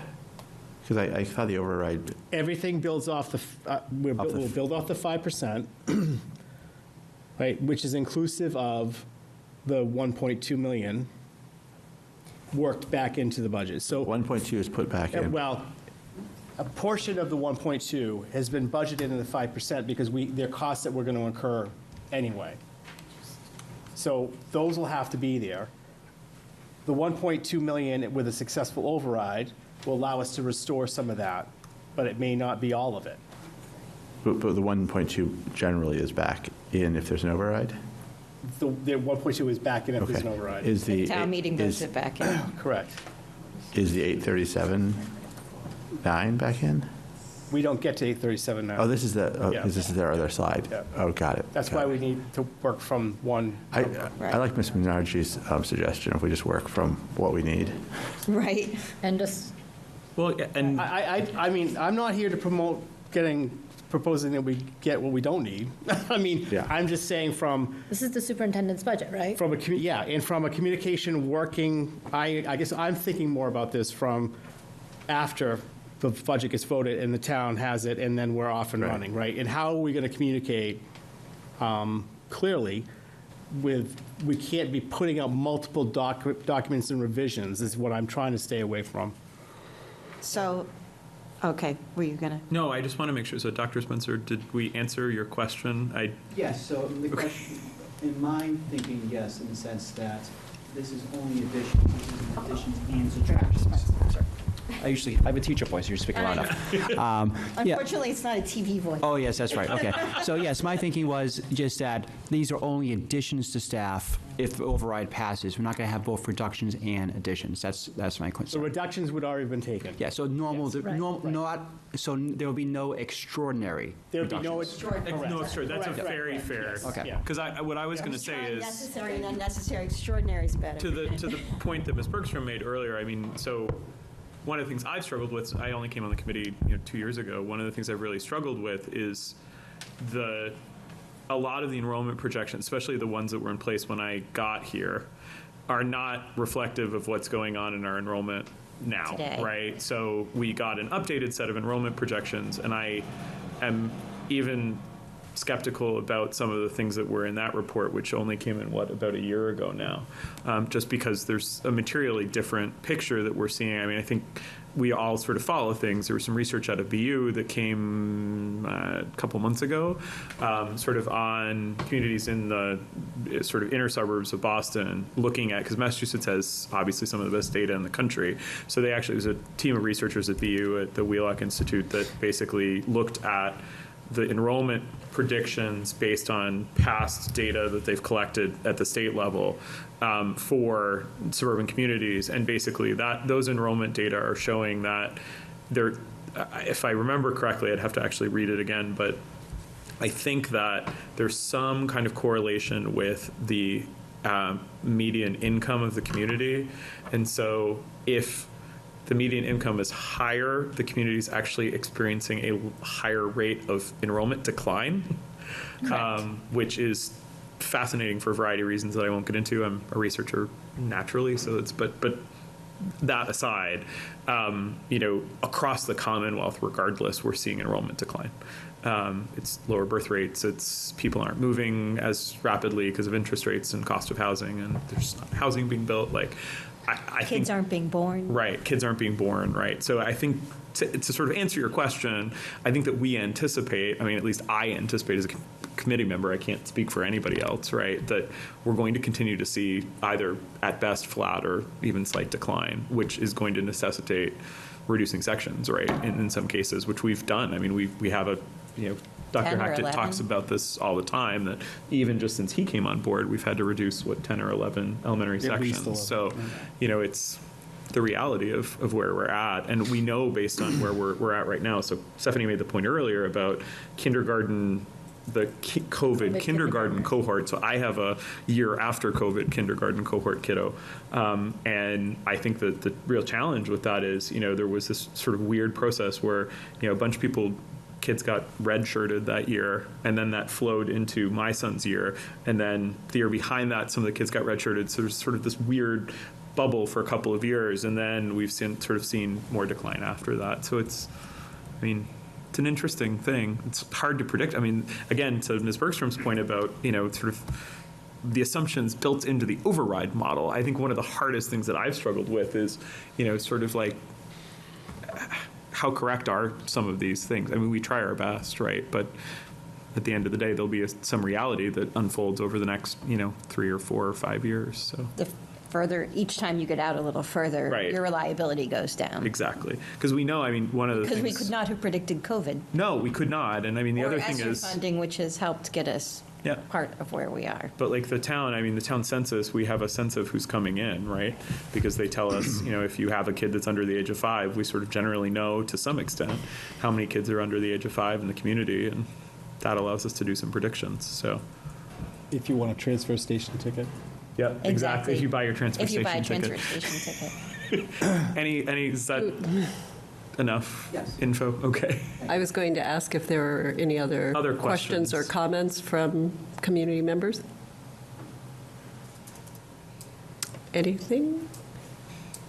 If not, Then Head nods I'd with no. accept a motion to close or I guess I can just declare that the public hearing is closed. Do we have to move it or not? I don't know. I think we do. Okay. I mean, we might as well, we're here. I move that we close the public hearing on the Second. FY '27 budget. 3 seconds. Thank you. And all in favor? Aye. All right. And would we like to move directly into the regular meeting, or would we like to take a brief break? I would take I'm a all for one- powering through. Let's keep on. Can All right, let's I do take a it. 1-minute break? 5 What, minutes? what? You need it, I'm just okay. going to go, yeah. With 5-minute recess. Can 5 minute we recess. just roll to the top part, Tom, or you want us to wait? We are still live on WinCam. Well, then we could have I guess we do Tim, have our, well, we said 5 I am doing minutes. terrible Michelle, with it's names fine. tonight. I think- There's a music It's late. performance happening at the high school. There is, Maybe there's we a have big- them in yeah, yeah. to perform for intermission. Tom just said we could start with the top of the meeting and do public comment and things if he wanted. Okay. While he does that. All right. All right, with that, we will move straight on into our school committee's regular meeting, which I'll call to order at 8:03 PM Also to get our student reps out, too, Yes. if they need to. on February 5th, 2026. We'll begin with public comment, then move to remarks from the superintendent, chair, and our student representatives, including the SEAM Collaborative Report and designation of the Unit E contract negotiations representatives. We'll then move to the consent agenda, including consideration of minutes from November 20th, 2025, and a revised policy IKFE on competency determination. Reports and action items, including consideration of the FY27 budget, a first reading of the draft of the 2026-27 school year calendar, a first reading of the Winchester High School 2026-27 program of studies, and next meetings, and then an executive session for purpose 3, to discuss strategy with respect to collective bargaining with the Winchester Educators Association, as the chair declares that an open meeting may have a detrimental effect on the negotiating position of the committee. And we will have consideration of ratification of the Winchester Educators Association Unit A contract, and then adjournment. So with that, we will go back to public comment. If we have anybody here for public comment this evening, please feel free to join us at the table over here. I'm glad that our student reps do the same thing that we do. Yes, we're all looking. Who's- Anybody for public comment? No. Otherwise, we'll move right into remarks from the superintendent. Thank you, Madam Chair. Good evening again. Whoops, turn my mic on here. Good evening. I really have just a couple of things. You do have in your materials the SEAM Collaborative Report. The Collaborative Report is important in that it includes the proposed budget, and it also includes the projected tuition amounts for you. So we do have some students at SEAM Collaborative, and as you know, I'm your representative on the SEAM Collaborative board. So that really is just distribution. You don't need to take action on it, but I would just encourage you to take a look at it when you have time. The other thing I'd say, we are excited this Sunday to be hosting the Lunar New Year celebration here at the high school, and it's obviously a very big community event, and hopefully, if you're able to join, that would be great. So, other than that, that's all I have. It's 9:30 to 2 at the high school with dance, music, cultural fair, and food. Important. And food. Very important. Dumplings are arriving at 12:30, I heard. So, Time it up. yeah. Let's see. So for chair remarks, for Unit E, we have designation of the Unit E contract negotiations representatives. Unit E negotiations will be beginning on next Monday, February 9th, and our representatives are Mr. Hopcroft. Welcome back. And me. So, and you already talked about the Lunar New Year. And then the only other thing I would say, or just reiterate, is that February 9th, also kindergarten registration is opening, so please keep an eye out in the community for information on that. And then with that, I'll turn it over to our student representatives. Thank you so much for joining us. Do we introduce ourselves? Sure, go ahead. I'm Julia. I'm a junior. I'm Ingo, and I'm also junior. So semester 2 started this week at Winchester High School. So all the students are transitioning into their new semester 2 schedules with different exploratories, and I think that's going really smoothly at the school right now. We were also talking about course selections for next year. Every grade, or freshmen, sophomore, and juniors have had their assemblies to discuss course selections for next year. And our teachers and classes are also talking about like the options for next year and emailing out forms for us. So I think they're due like next week, end of next week, or just like the first like draft of your core classes. So yeah. So some of the course expansions that we're hoping to add in case the override is successful are not built into this catalog, correct? That's a true statement. Okay, and then going off that, the first semester grades are going to be posted tomorrow afternoon, so if you're looking to check that.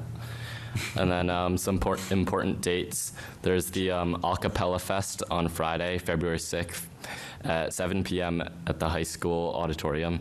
Tickets are available at the door and are $20 for adults and $10 for students and children. You can pay with cash or check. Also, there's the Student Council that will be hosting Multicultural Night on February 12th in the high school cafeteria from 6 to 8 p.m. Free food. I plan on going. And I'm more bringing great my kid. food. More food. Definitely show. And great people. Yes. Great people. It's going to be a really fun night. You all should definitely come. Do you have any performances scheduled for the international night, the cultural night? Performances? It's like a... At the elementary school, the kids often will do performances, or yeah. they bring in people. well, this will be my first year attending. So Oh, I'm I'm excited. I'm so excited. I just remember there was lots of food Yeah. there, too. Yeah, it's a lot of booths from like the different clubs in the high school to show off like their cultures, and it's really nice. Excellent. Yeah. I can't wait. And also, I think with the Acapella Fest, it is a fundraiser for the chorus, who will be going to Carnegie Hall to Yes. perform at Carnegie Hall. Oh, that's Very important to huge know. achievement for That's them. important to know. Yes, a So lot of members of the that community would admission love to fee support that. is going to that trip, which school committee had approved a few months ago. Yeah. So good luck to them. Looking forward to that. So many exciting things at our high school. Yeah. For sure.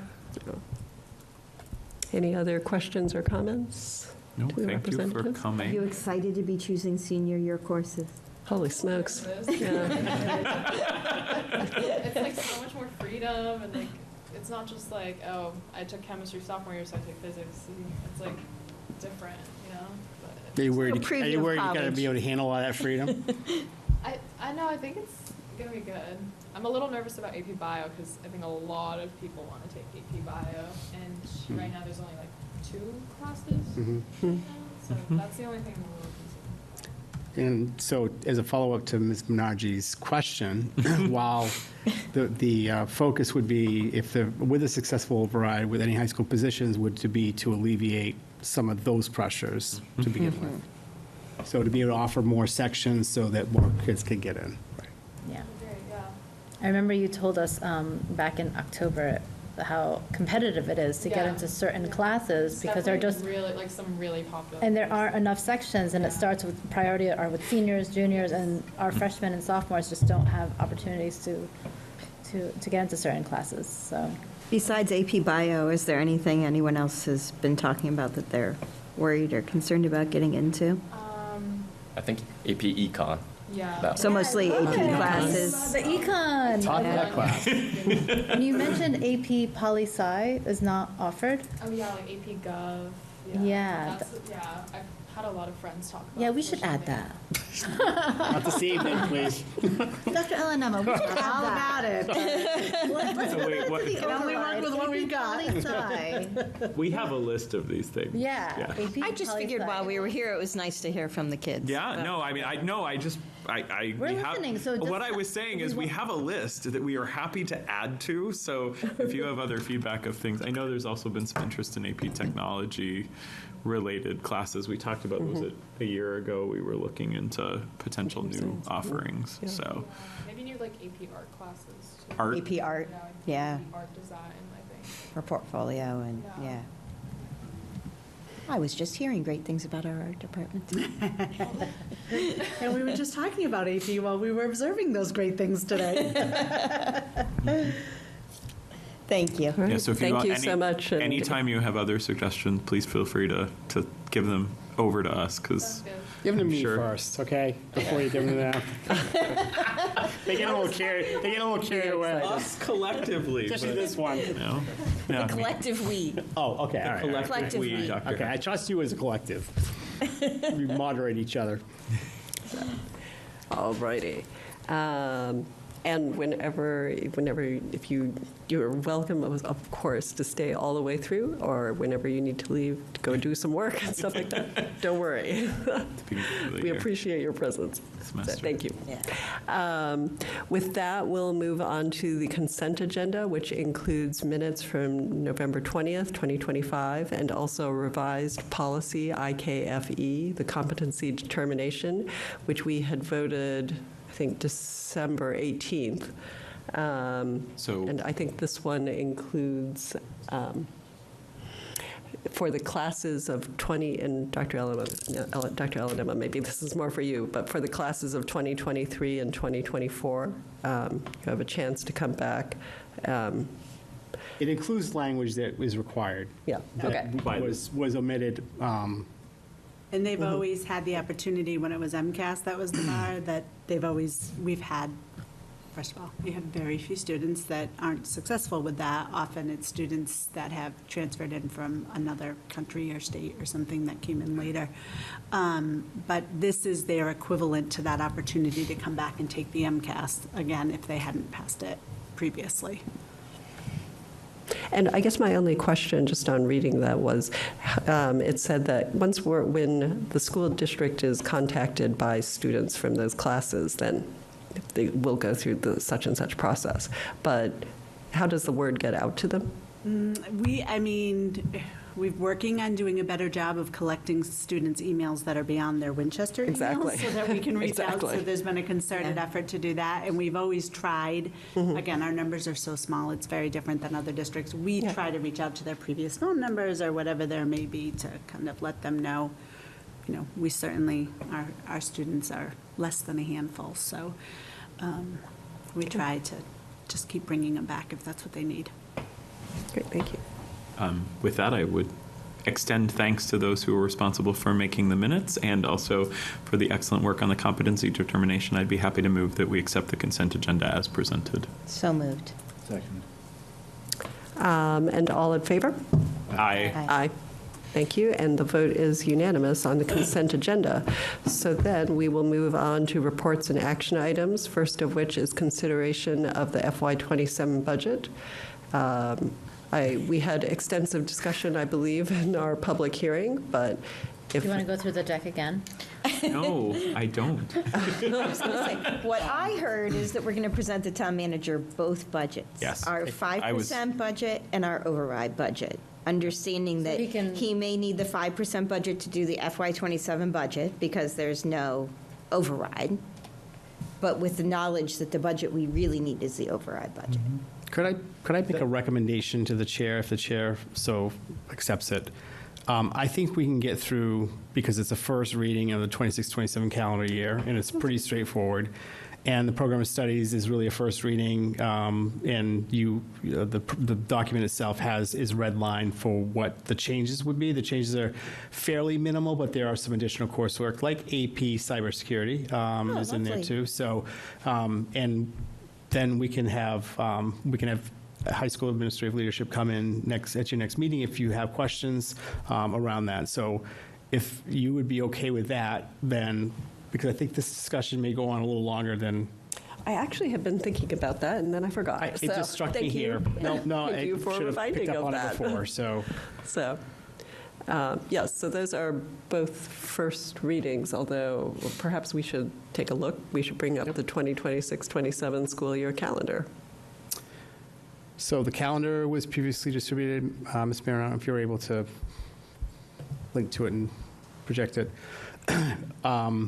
So this truly is a first reading, and it is really more because we're getting questions from staff and from parents about when's the school year start, when's the school year end, because not having been a parent of young children for a little while, and never having been a parent of children in Winchester, I did not realize the competitive nature of trying to get kids into programs and summer stuff, and so we wanted to get those dates out there.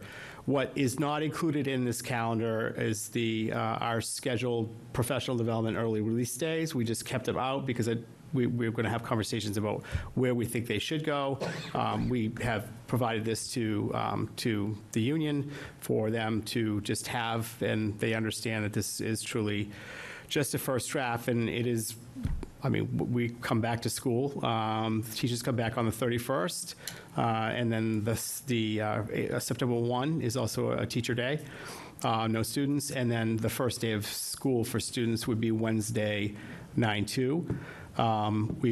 We have traditionally taken the Friday off before Labor Day, so it would be a no school day, and then there's Labor Day, and then the rest of it is like very traditional. What I will say is we have on the first is a state primary. So just to give everybody a heads up, so the workshop day works well. Now we have Lynch School as well, so we have more flexibility in where we can have the workshop On the time.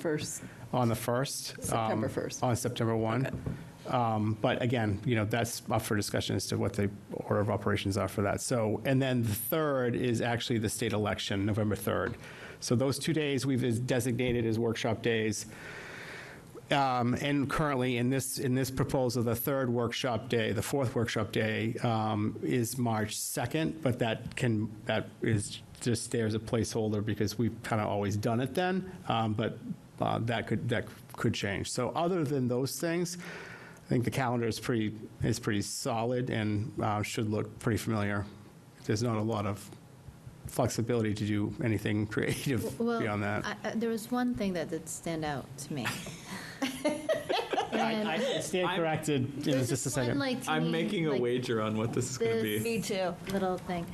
What if we were to do a half day on the 23rd of December, so that way our last day of school is the 17th? Is my math right? Your math would be right. Wouldn't that be so nice? I don't know. Teachers, back me up. Teachers on the 23rd of December. But then if you're the going out before. It's not your job to sell it this evening, I don't Oh, think. no, I'm just saying, I'm just throwing it, this is the first reading. I am sure that we'll on this be thing. receiving feedback saying. from the teachers on their views on that possibility. had a I bet, just- I would have won. I'm just curious. I think we would have been I'm just curious how tied. people feel about it. Because if we take that half day on the 23rd, school ends on June 17th. Pending With no no snow snow days. days. With no snow days. With no snow Yeah. days. And I heard something about Farmer's Almanac saying that there's lots of snow for a few years, but I didn't. Did someone say chemical spill day? I said chemical spill. Come on, all right, okay? Jeez. That was like my snow day call a couple years ago that it just rained, so. Oh, yeah.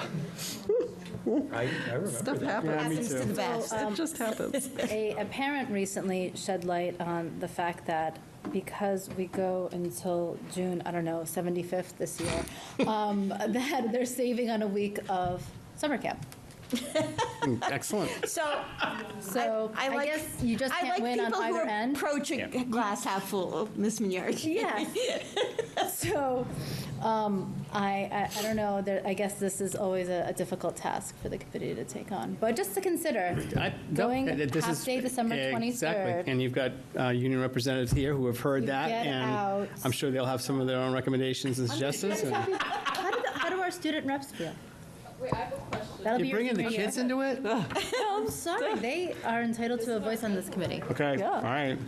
It's your senior year, you're done, and you're not even here. Right. The snow days are the best case scenario. Snow day, you want as don't many even snow make them days up. as possible Actually, because you yes. don't Yeah. make them Yes, up. that You're is true. done like May 1st. Yeah. Okay, well, I have a sister who's gonna be a freshman, so. All right, okay. You're looking out for her. Looking out. That's awesome. Cool, right? You're here as representatives for the entire That's right. building. Wait, I have a question. Why is there no school on June? Is Juneteenth the 19th? Right? It's Yes. a national holiday. You celebrate, when it's on the weekend, on a Saturday, you celebrate on Friday. If it's on Sunday, you celebrate Monday. Oh, I see. Okay. A little confusing that You- Juneteenth isn't you actually on the 19th. recommended a half day on the 23rd instead of the 22nd, right? Yeah. Yeah, I feel like that would be good. Great idea. The half-day on It's the like 23rd. a lot, like so many kids have to miss like the last week of school in high school because of summer camps because they have to work as like summer camp counselors, so they have to like be gone like the whole summer, like and like with finals, like it's just like I don't know. What do you recommend like for those people who have to like miss that like last week of school to like make up those like finals, like because that's like they have to do that later in the summer, right? Or like how do they even? I don't know, and I would not want to comment on that. Sorry. No, it's a great question. I think it's important to have your Right, perspective. because they would be missing the week of the 14th? Yeah. Or do they miss, because it's only one day in the I second think week? mostly they would probably. I'm out of curiosity. I don't know how they would. We could reach out I to feel the like high it's school and 20th. find out how much of an issue that is for students. I think the high school administration would be the right Yeah, leadership group to I think it would, weigh in on that. yeah. So again, just to consider, half day on the 23rd. Okay, Noted, Ms. Minyarji. Okay. that's all taken I under ask. advisement. Just for consideration for this first reading. Whoever clicked that off the screen, that was brilliant timing. He knows what he's doing. All right, so that's a Any first other- reading, so we don't have to take. So it's a that first up. read, you don't have to No take action. action. And I'm assuming that you would like us to move to a different agenda. item. I would, but I do want to say this. So you do meet on the 12th of February, but I'm likely not going to bring this back because we need more time to confer with the union and, On the calendar. yes. Okay. Yeah, so I would be looking to bring this back likely for consideration and approval at your first meeting in March. Okay. But Which this is- can be public. I will say for one more time, we already know the first day of school, But apparently not the last day. but we don't know the last day, possibly. And we but don't, but do the know draft the first day of version. school. So for families that are still looking, I just feel like it's important to say it at every public school committee meeting. We know the first day of school is September established by 2nd. contract, and we've already, we know that, so we can get that information out there for those that are trying to plan their end of summer childcare and camp. I'm sorry, one other point of consideration. The Friday, September 4th, does that have to be a day off? It does not have to be a day off. Okay. 'Cause that would be a nice buffer for a snow day. I see what you're saying. Okay. Yeah. I hear you. That one I'm with you on. That, I am fine. I'm going to be here probably anyway, so, but there's some history here with that day off, I think, so. There is. Okay. I would actually look to. Because then that creates I- more of a snow buffer before Juneteenth, and Yes, it does. And what were you about to say? I was going to say, honestly, I think the union can make that decision, so. Yeah. okay. That's going to be a 50-50, I think, probably, with how people feel about it. But yes, Honestly, I feel like the whole calendar is 50-50 with everyone. It is. Because some people love the 2-week break Yes. in December, and Yeah. Other people did others not. like the later start in June. yeah. Yep. For child. 2-week break was good while we were doing it, but No, now I it's have not to so say, good. this has an inordinate amount of discussion every year I've been on the school committee. But there won't be another 2-week Okay. break for 7 years. It's fascinating too because districts around us have started to change I mean, when I was in school, we always started after Labor Day, where I grew up. That has not been the case in other parts of the country. My understanding is it used to be the case largely here. But as people start to move back into August, that changes because there's different towns that are very close to each other that have vastly different start times. And it's just interesting. It's not consistent. It's not consistent in the Boston just area at this point, so. A question that I have about the conference weeks, if we can consider different options, like a Friday, Friday, Friday, rather than Wednesday, Thursday, Also a Friday. popular discussion every year. Yes, that has come It's up. the worst week of the year, but just something to consider. That would also So be a be, union It would discussion. also be a union. Or even just Union making it all on one day. Yeah. I don't know. I'm just throwing options out there, which is just to killing me. see if we can It's get killing me creative right around now. this. I Just gotta to be get honest with you. creative. I think what I'm hearing from the And superintendent I have a is caller on line one. What do you think? there's a new topic that we should move on to. Okay. So, and if you do have more questions or suggestions on the calendar, then please feed them back to Dr. Hackett. He'll feed them on to the wasn't union. So there could be more, you never know. No, there will be. So, next item of business is just the first reading of the 26-27 Course Studies Handbook that has been provided to us. As Dr. Hackett said, it is redlined. So Very few changes, a couple of courses, and if you could just, if you could between now and the next meeting, I'd have a chance to look at it. If you have any questions, get them to me, and we can have. Did you say Principal Ms. Conus here? Conus will be here next meeting? She can be here if needed, and she might be here anyway, so. Okay. Yep. okay, and thank you very much. And with that, we will move back to consideration of the FY27 budget.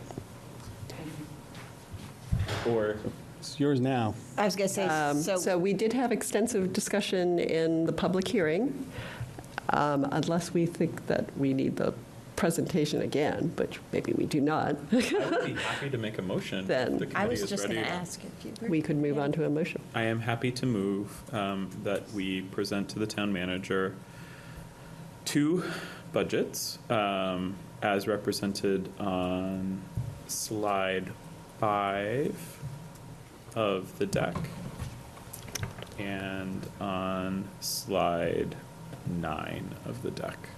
Representing a 5% increase over our FY26 budget and friendly amendment, Yep. and a 8.1, is that, did I have that right? 8.31% increase over our FY26 budget. So to be clear, it would be, And the totals you should read too. yes. So I'm the sorry, Dr. seven- Matthews, just to clarify, are you moving just for one of the two right now? No, moving both. Both. Okay. I think we moved both. What I forward. started with. Yeah, so it would be a state of the town level services budget at 5.0%, which represents 70. I think that's the foundational That's the budget. foundational budget, Foundational budget, which represents a total of 73, you got it, 73,000. million. Million. 73 That would be a million. wicked cut. $936,504. 604, isn't it? 504 on this. 504? Yes, Okay. yes. That's giving us an extra 100, sorry. Yeah, that's correct. I was just But- wondering if we can have a little bit more of a discussion around that. Sure, absolutely. I'm just making a motion. He's and then we making the can motion, discuss. and then we can have the discussion thereafter. Yep, and then the superintendent recommended budget, should the override pass, which is $76,270,570. Can I ask, I know Ms. Minergie has a question, but. I second that, so we can discuss it. Thank you. You were referring to slide 5 and slide 9, and I think this might be where Ms. Minergie is going, but on slide 9, are they both not represented on slide 9? They're both represented on slide 9, that's right. Okay, okay. I was going through the deck at the time, and then I realized that slide 5 had a reprise on slide 9, so Okay. I And- retract my erroneous comment. Okay. And I will say that one is listed as foundational and the other one as State of the town level level services. services. Yeah, it's- So, But not on slide 9, which is why it gets complicated. So So I think, and the numbers are important. No. so anyway, I was asking because I was looking at this as sort of building, it had the level services in it and then the full budget here. And I wondered if there was Right. and I think where you may be going is you want to do the superintendent recommended budget only, I think.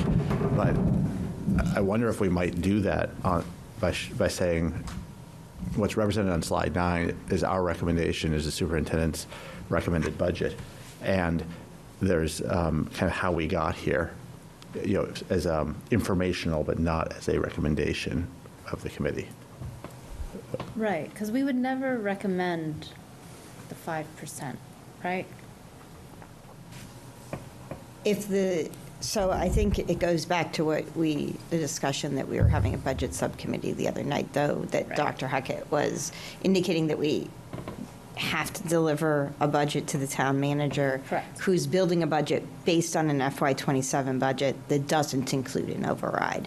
So in lieu of us providing a 5% budget, they can put in whatever number they want for us, which could be Right. less than 5% if we don't Sure, present a sure. 5% budget. So, but we should shoot for the override budget, right?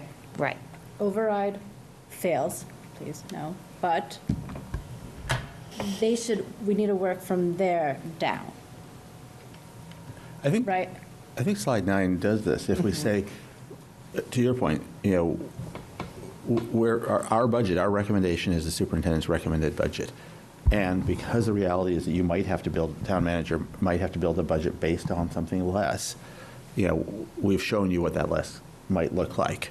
It's not our recommendation, but if Right. you have to do it that way, this is the information. So informationally, we're providing you this level services model, but our recommendation is the other. Can I ask a clarifying question? Because I'm Yeah. wondering if you're saying something different. Are you suggesting that the starting point for a reduction if the override does not fail would be the 8.31% because there might be decisions around things that are included in that budget that you would? That's one of the possibilities, Okay. right? But I feel like the 76 million is our starting point, Right. right? Oh, I agree. That's our budget. And then no override, and again, this is where I was asking what municipal is doing.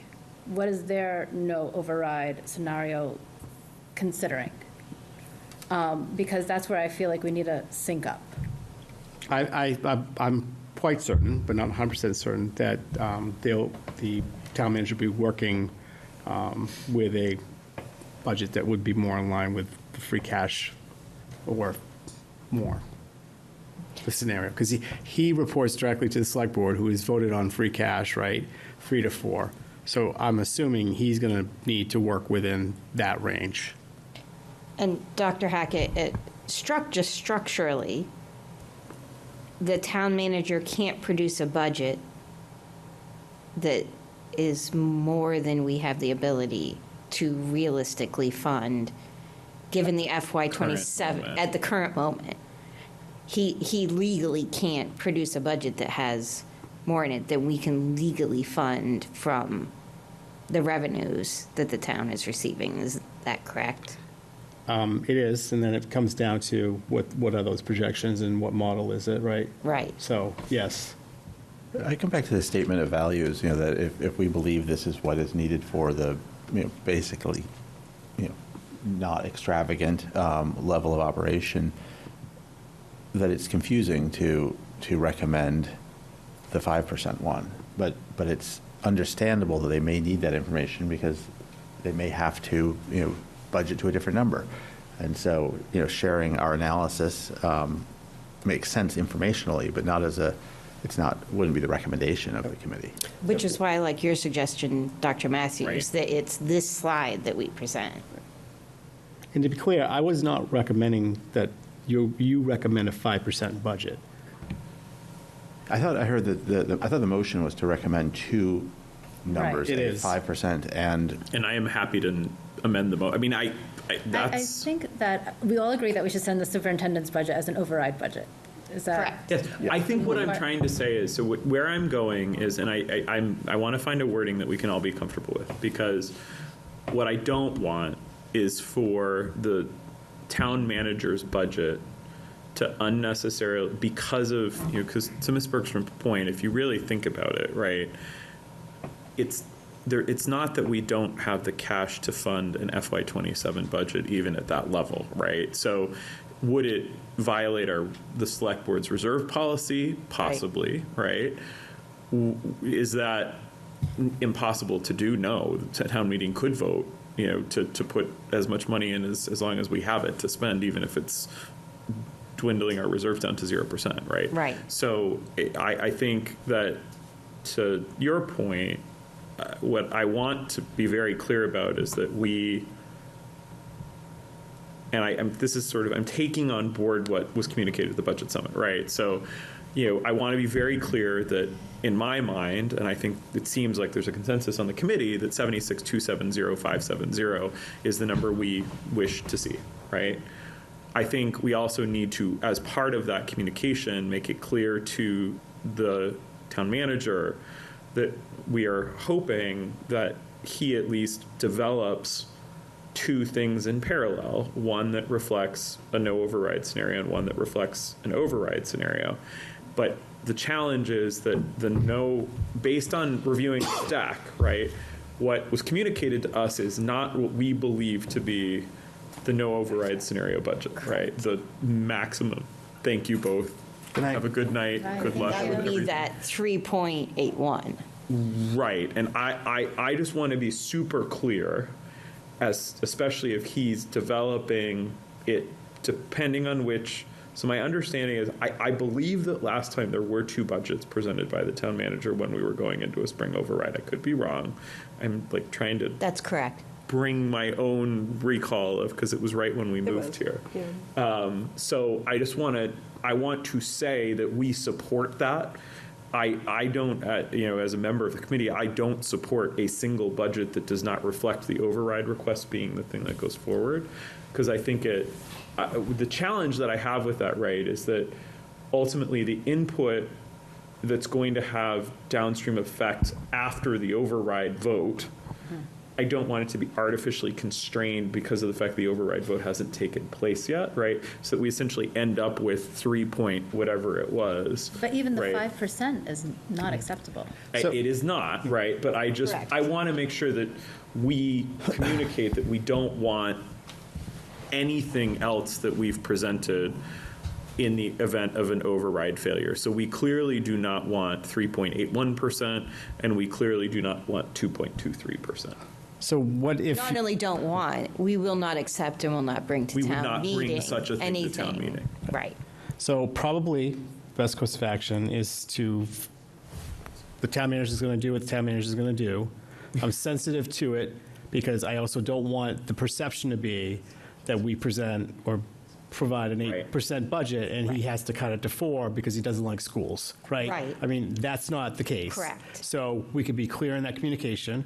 I think if you recommend the override budget, which is the one I'm recommending, if that becomes your recommendation, as part of the package, we can provide the deck, right? And Right. we will provide some narrative around what that means and what why the 5% is even in there, because without explanation, it looks random to anybody who's not part of the state of the town Right. process. For this conversation. Correct, correct. Right. So would it be appropriate then for me to, unless there's more discussion, I want to withdraw my original motion and see if I can try a new motion. Yeah, I'll just, Go ahead.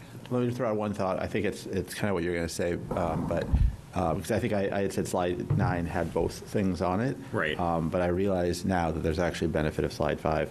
And so when you make the Has the motion. cuts. Because it shows the cuts, exactly. When you show the motion, I would suggest that we consider just the bottom half of slide 9, being that this is what we're recommending, the superintendent's recommendation, and then just share slide 5 informationally it doesn't have to be part of our motion, but just when you communicate what the vote was, just so that they have, so it basically says, this is what we're recommending and what we need. And, if we came in at 5%, we would be This is making what it all would of look these like. cuts. And just so you understand how bad 5% would be for us. And clearly, anything below 5% would be even worse. But he's not the decision maker on that, right? Right. Right. So I think, and we have a special town meeting on Monday, which I think we're going to lay that out for town meeting members. And I don't think we need to vote specific slides, Dr. Hackett. We just need No, to give you I- direction of what to communicate. What I to would the suggest you town do, which is what you've always done, is just vote the bottom line number. Yep. That's Right, what I was think that's going where to we just start. say, Yep. right? I So think that's- can I try a motion? Is that Yep. okay? Yeah. So Please I go right move ahead.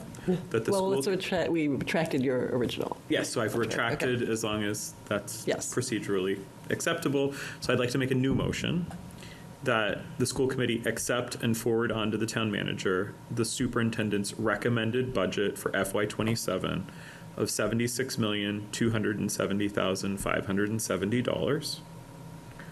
That is part of the communication that the superintendent provides, or the chair, who is it that ultimately communicates it? Me. That the Superintendent. superintendent communicates to the town manager. The superintendent should indicate to the town manager that the school committee, in the event of a failed override, would anticipate presenting at this time $73,936,504 as its recommended FY27 budget, and that the superintendent also provide this deck with a memo explaining the discussion that we've had at budget sub and tonight.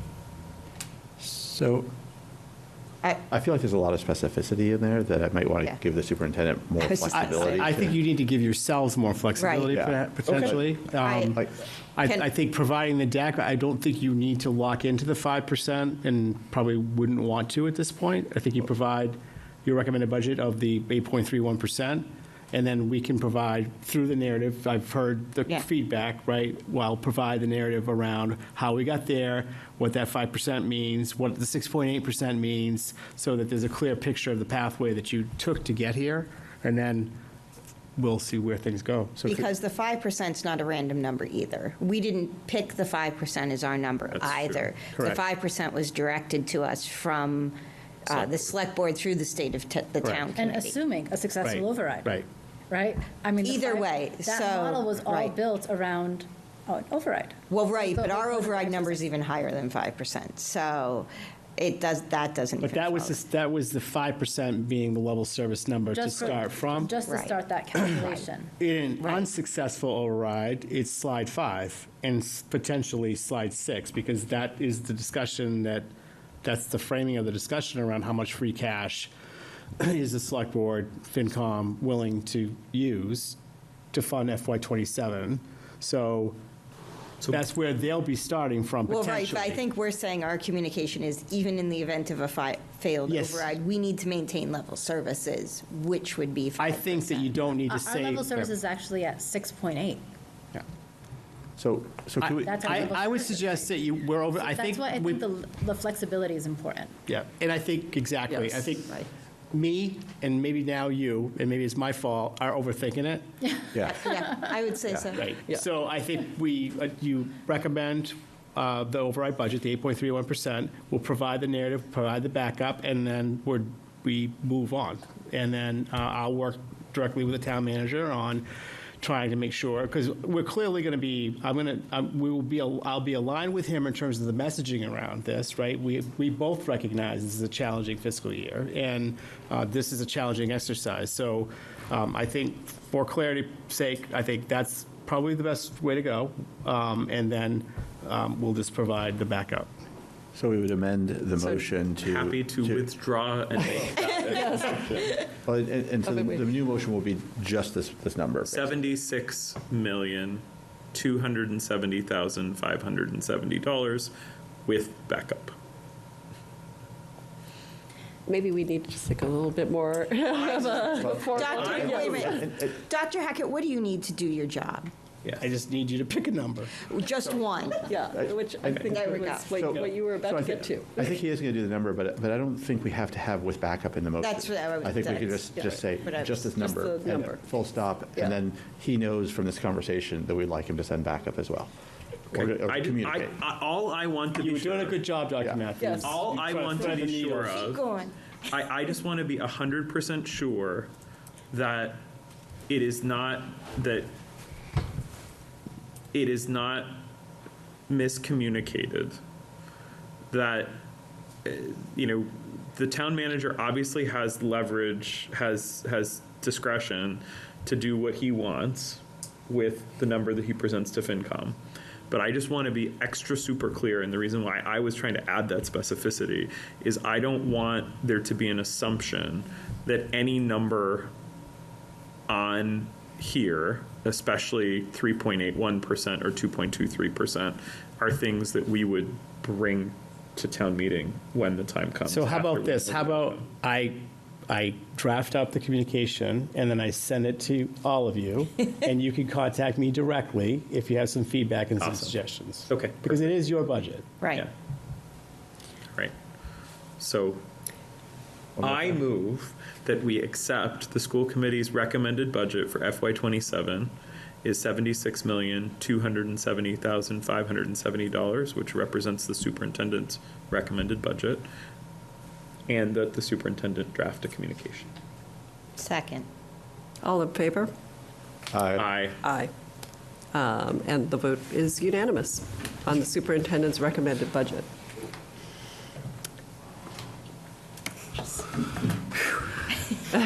Well done. You did a great job. That's great. Good example of the importance of free writing, right? Yeah.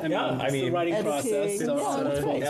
Editing. It's live editing. Critical thinking skills. No, he used ChatGPT to do You it. Yes, maintain exactly. that flexibility, so that way we can stay aligned with, your counterpart on the municipal side is going through this exercise. Right. And so that way we can also continue to have that discussion. Right.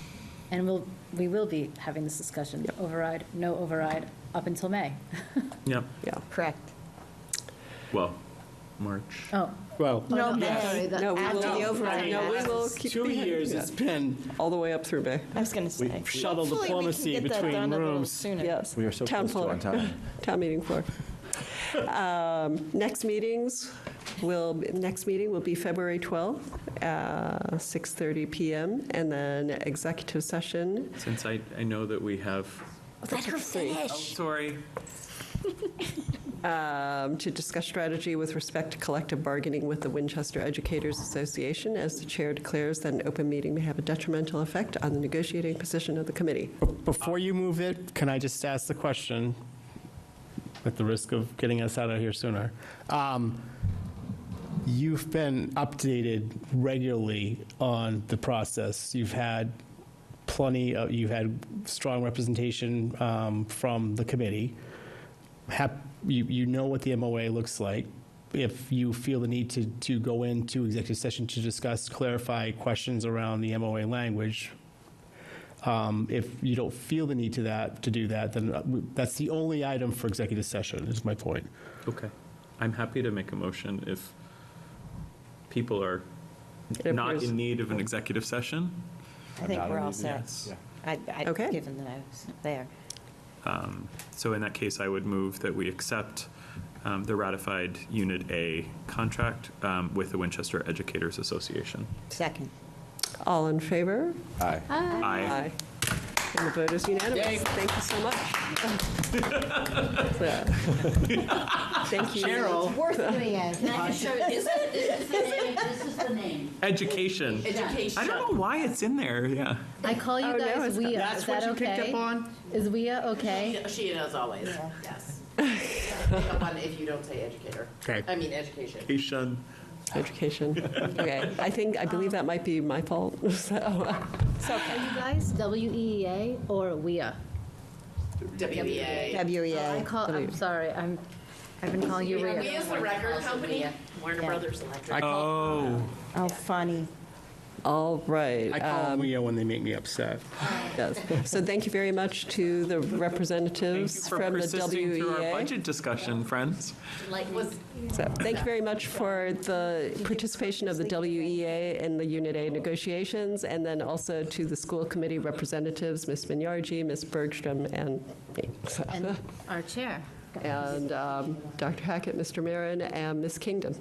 So, Guys. I would Very be a lot of happy to dedication. move that we adjourn our meeting. Second.